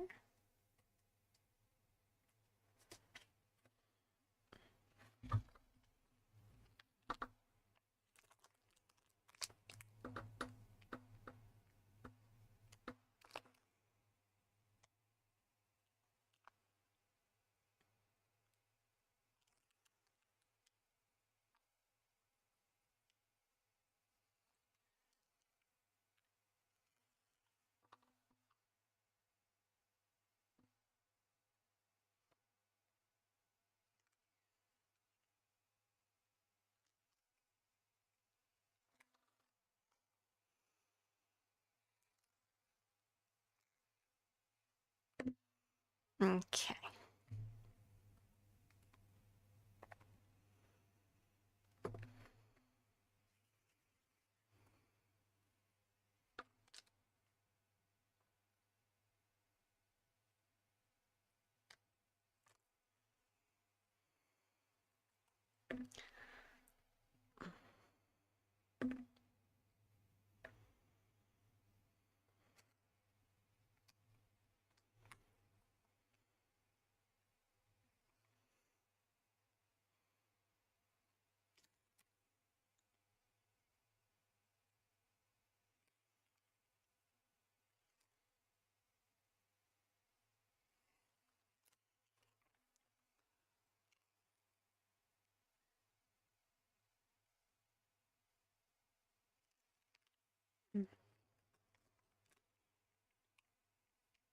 I feel like I probably should have attached the toes prior.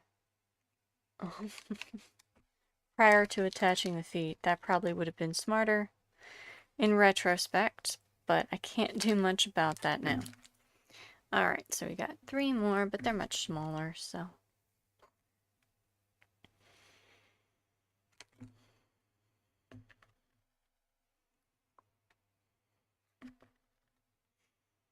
Alright. We are getting close to the finish line on this one. We're not quite there, but we're almost there.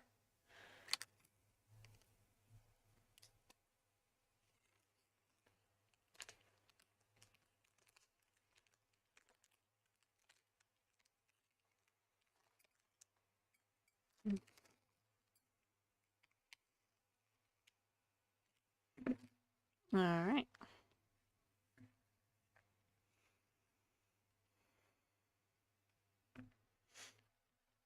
Okay.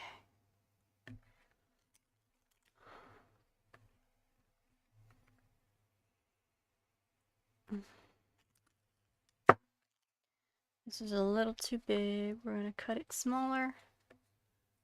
Cut it smaller.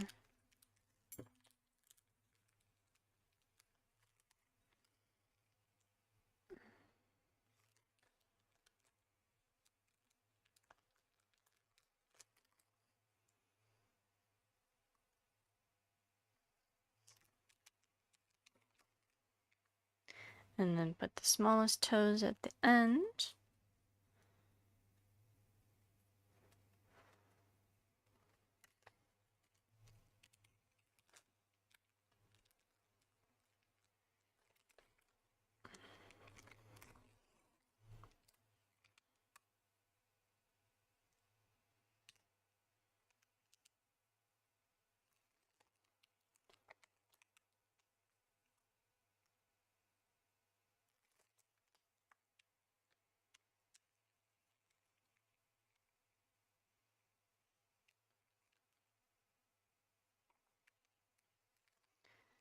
Alright. Rotate them this way.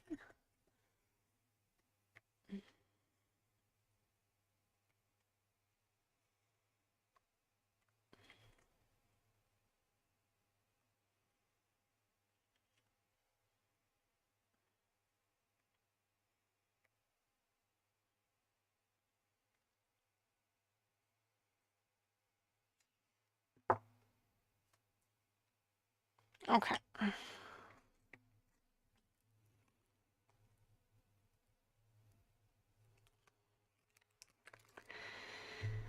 Now we've got the basics done.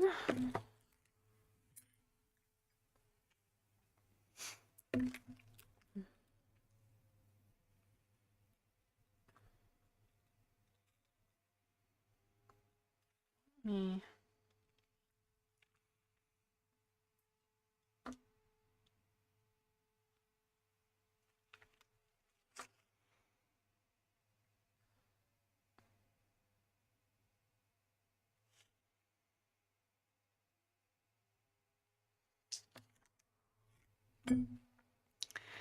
All right. So I think what we're going to do now is we're going to take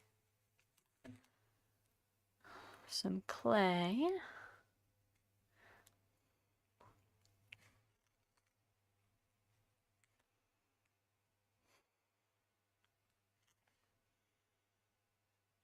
And we're going to make like foot pads, kind of like cats have, or dogs, or in this case bears. But we're not going to shape it quite like the barefoot. We're going to do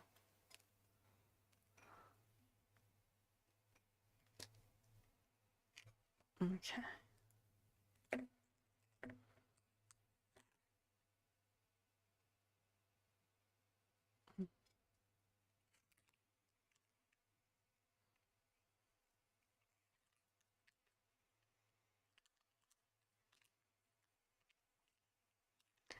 We're going to do it like that, and then shape it.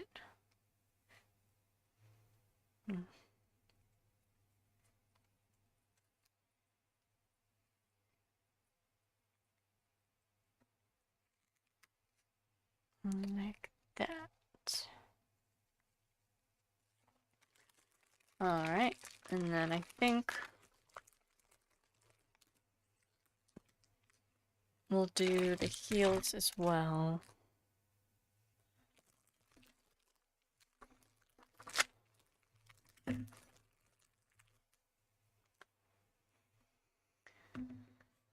Right.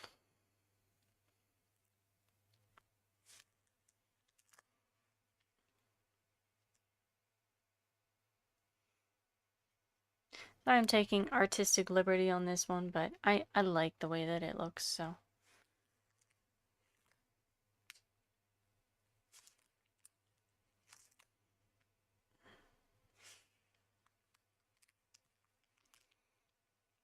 Okay.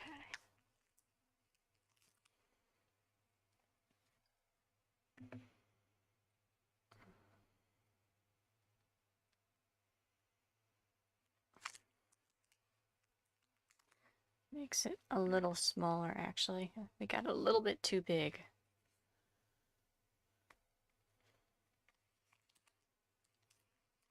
There we go. And I'll hold him up to show the camera in just a second. I just want to finish doing this part first. And then we do dots for each of the toes.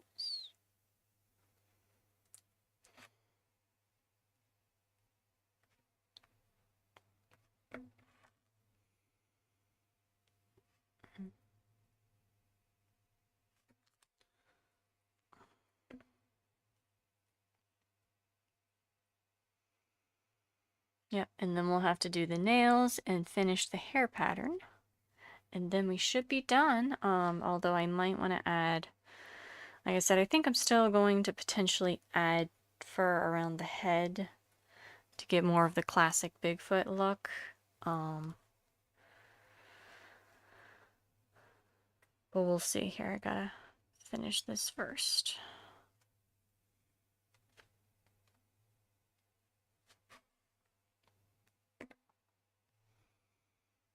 Okay.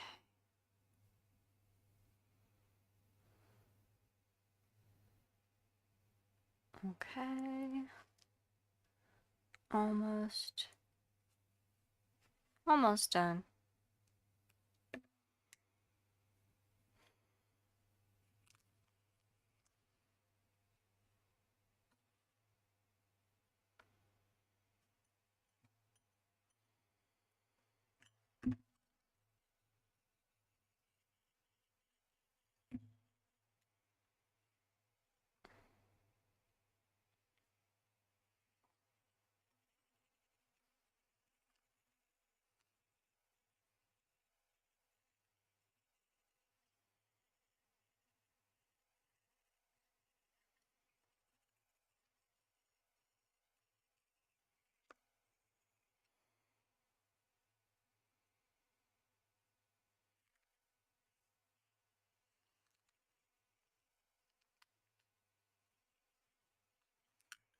There we go. So that's what his feet look like right now. Alright, so now we're going to add all the fur details, which I think we'll do this too. I think we'll do this so that we can add a patch of fur like that.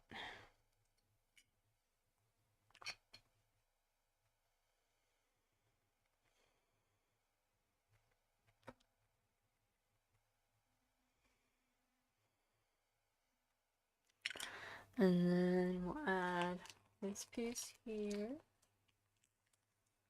Same way.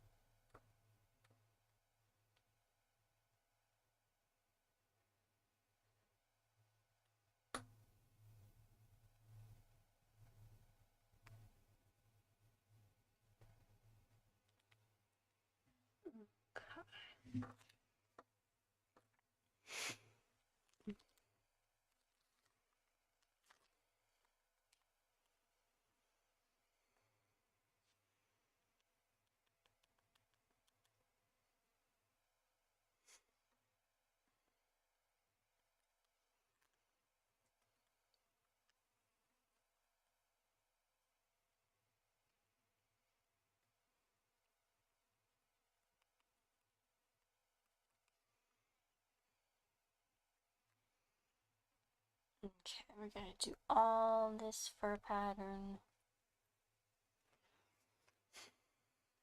all the way around. Okay.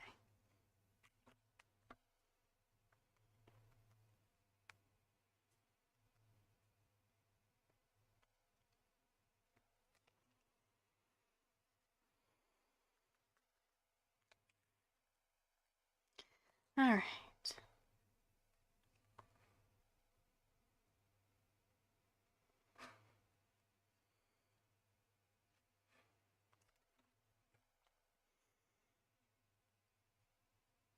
Okay. Now we gotta do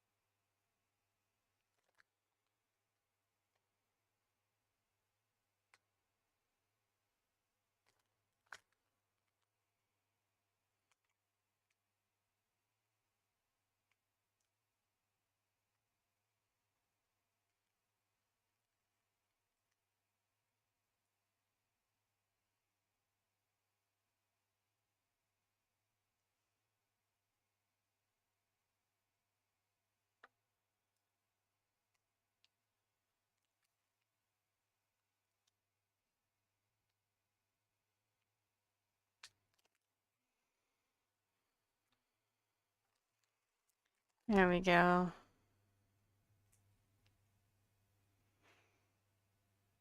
we got nails, and then just do slight impressions for the nails.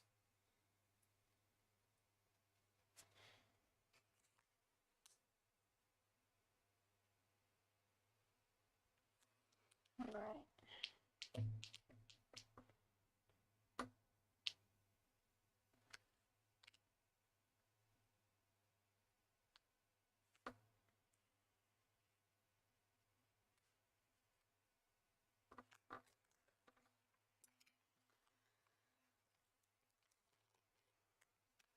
All right, and then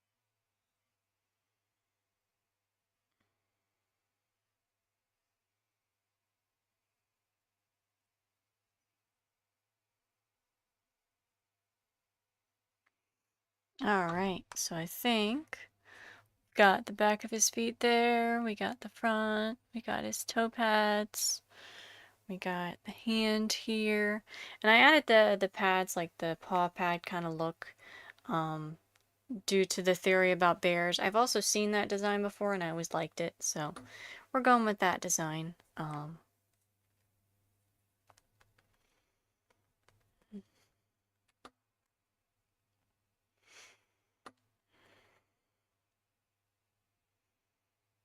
Okay. And now, whoops, I lost the nail detail. Okay. Now that we've got that, I'm gonna look at his head here and see if there's a way. Maybe we can add some more fluffy fur pieces.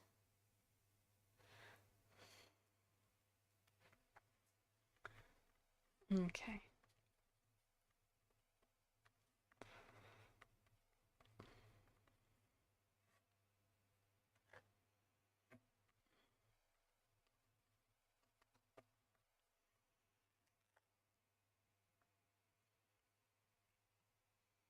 In front of his ears here.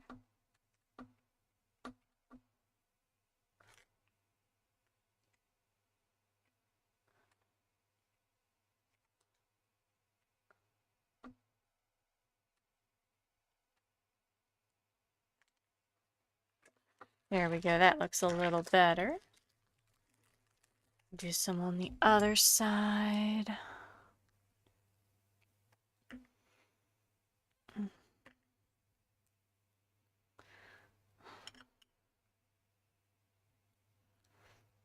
Okay. Cut this short bit, do that.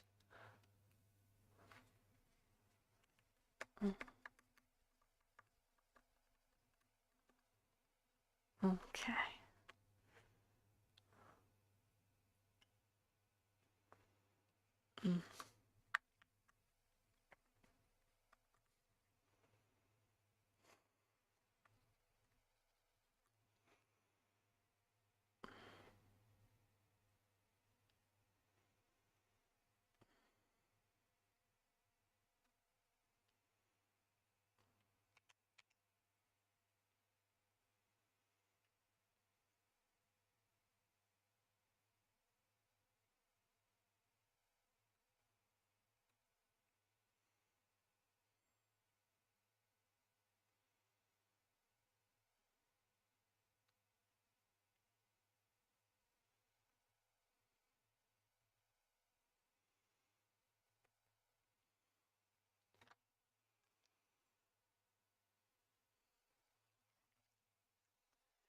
There we go. That looks a little better. Made his face look a little bit more Bigfoot-ish. Let me think if there is maybe some more crazy hair kind of patterns we can do.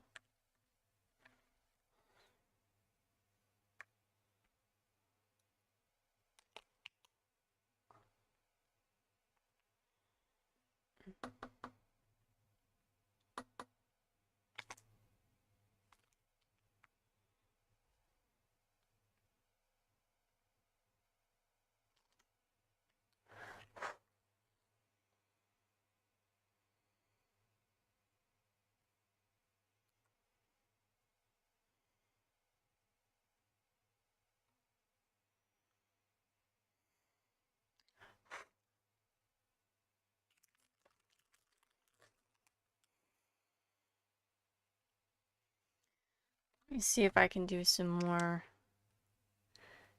disheveled kind of look just by adding these little furry hair patches, if you will. So I think we're going to add a couple more of these and then we'll be done. But we're almost there. Almost there.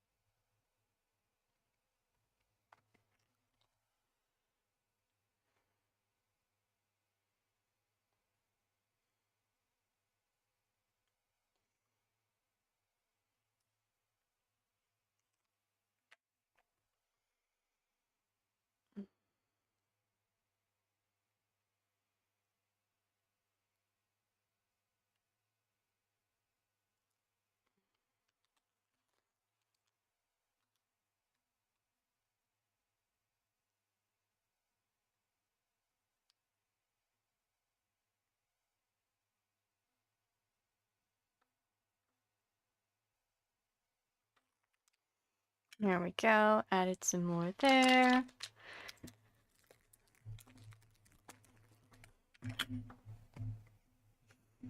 The only other thing I want to do is I want to add a sizable bump on the back of his head here because it's a little misshapen. So I can fix this. I'm just gonna warm this clay up a bit.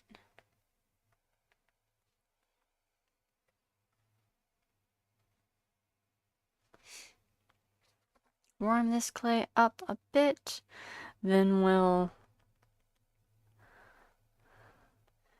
add it to the back of his head here.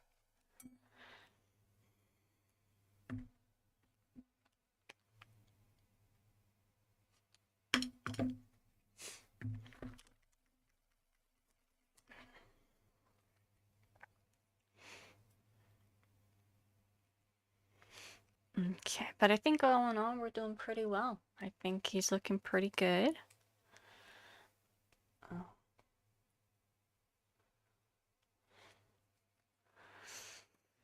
All right.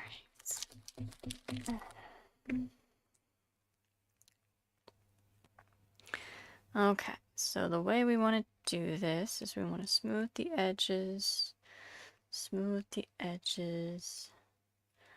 like so.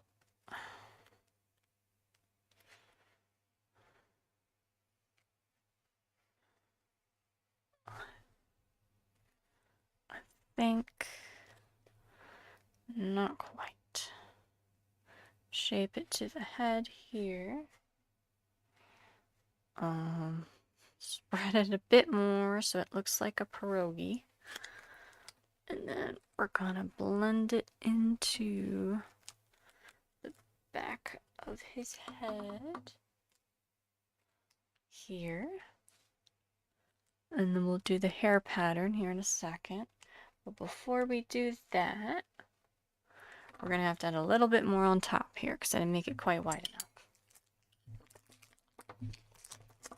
Just a little bit right there in that patch. And then we'll blend this in with this first, and then we'll do the tiny end of the brush that we've been using for the rest of the fur pattern. And then we'll be done. We are almost finished. Almost, not quite.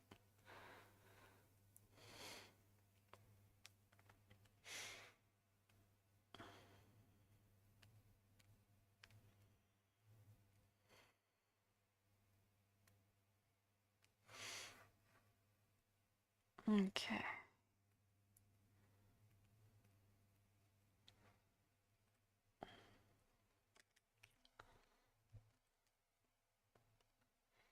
Okay. Do like so.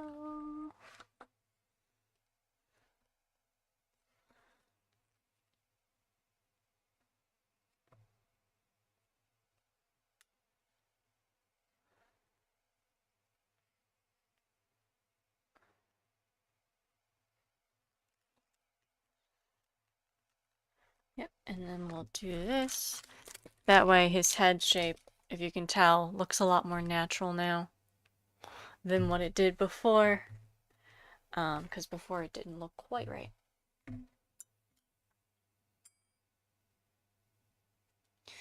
Alright, so now we're just gonna go crazy with our fur pattern here.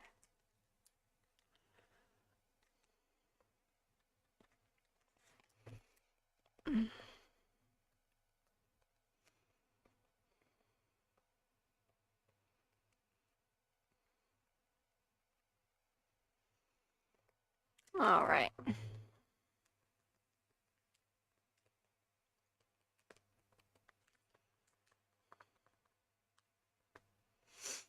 Okay. So this is what we have for Bigfoot, for a baby Bigfoot. We have him sitting here holding the rock. He's got his feet, if I can hold it to the camera better.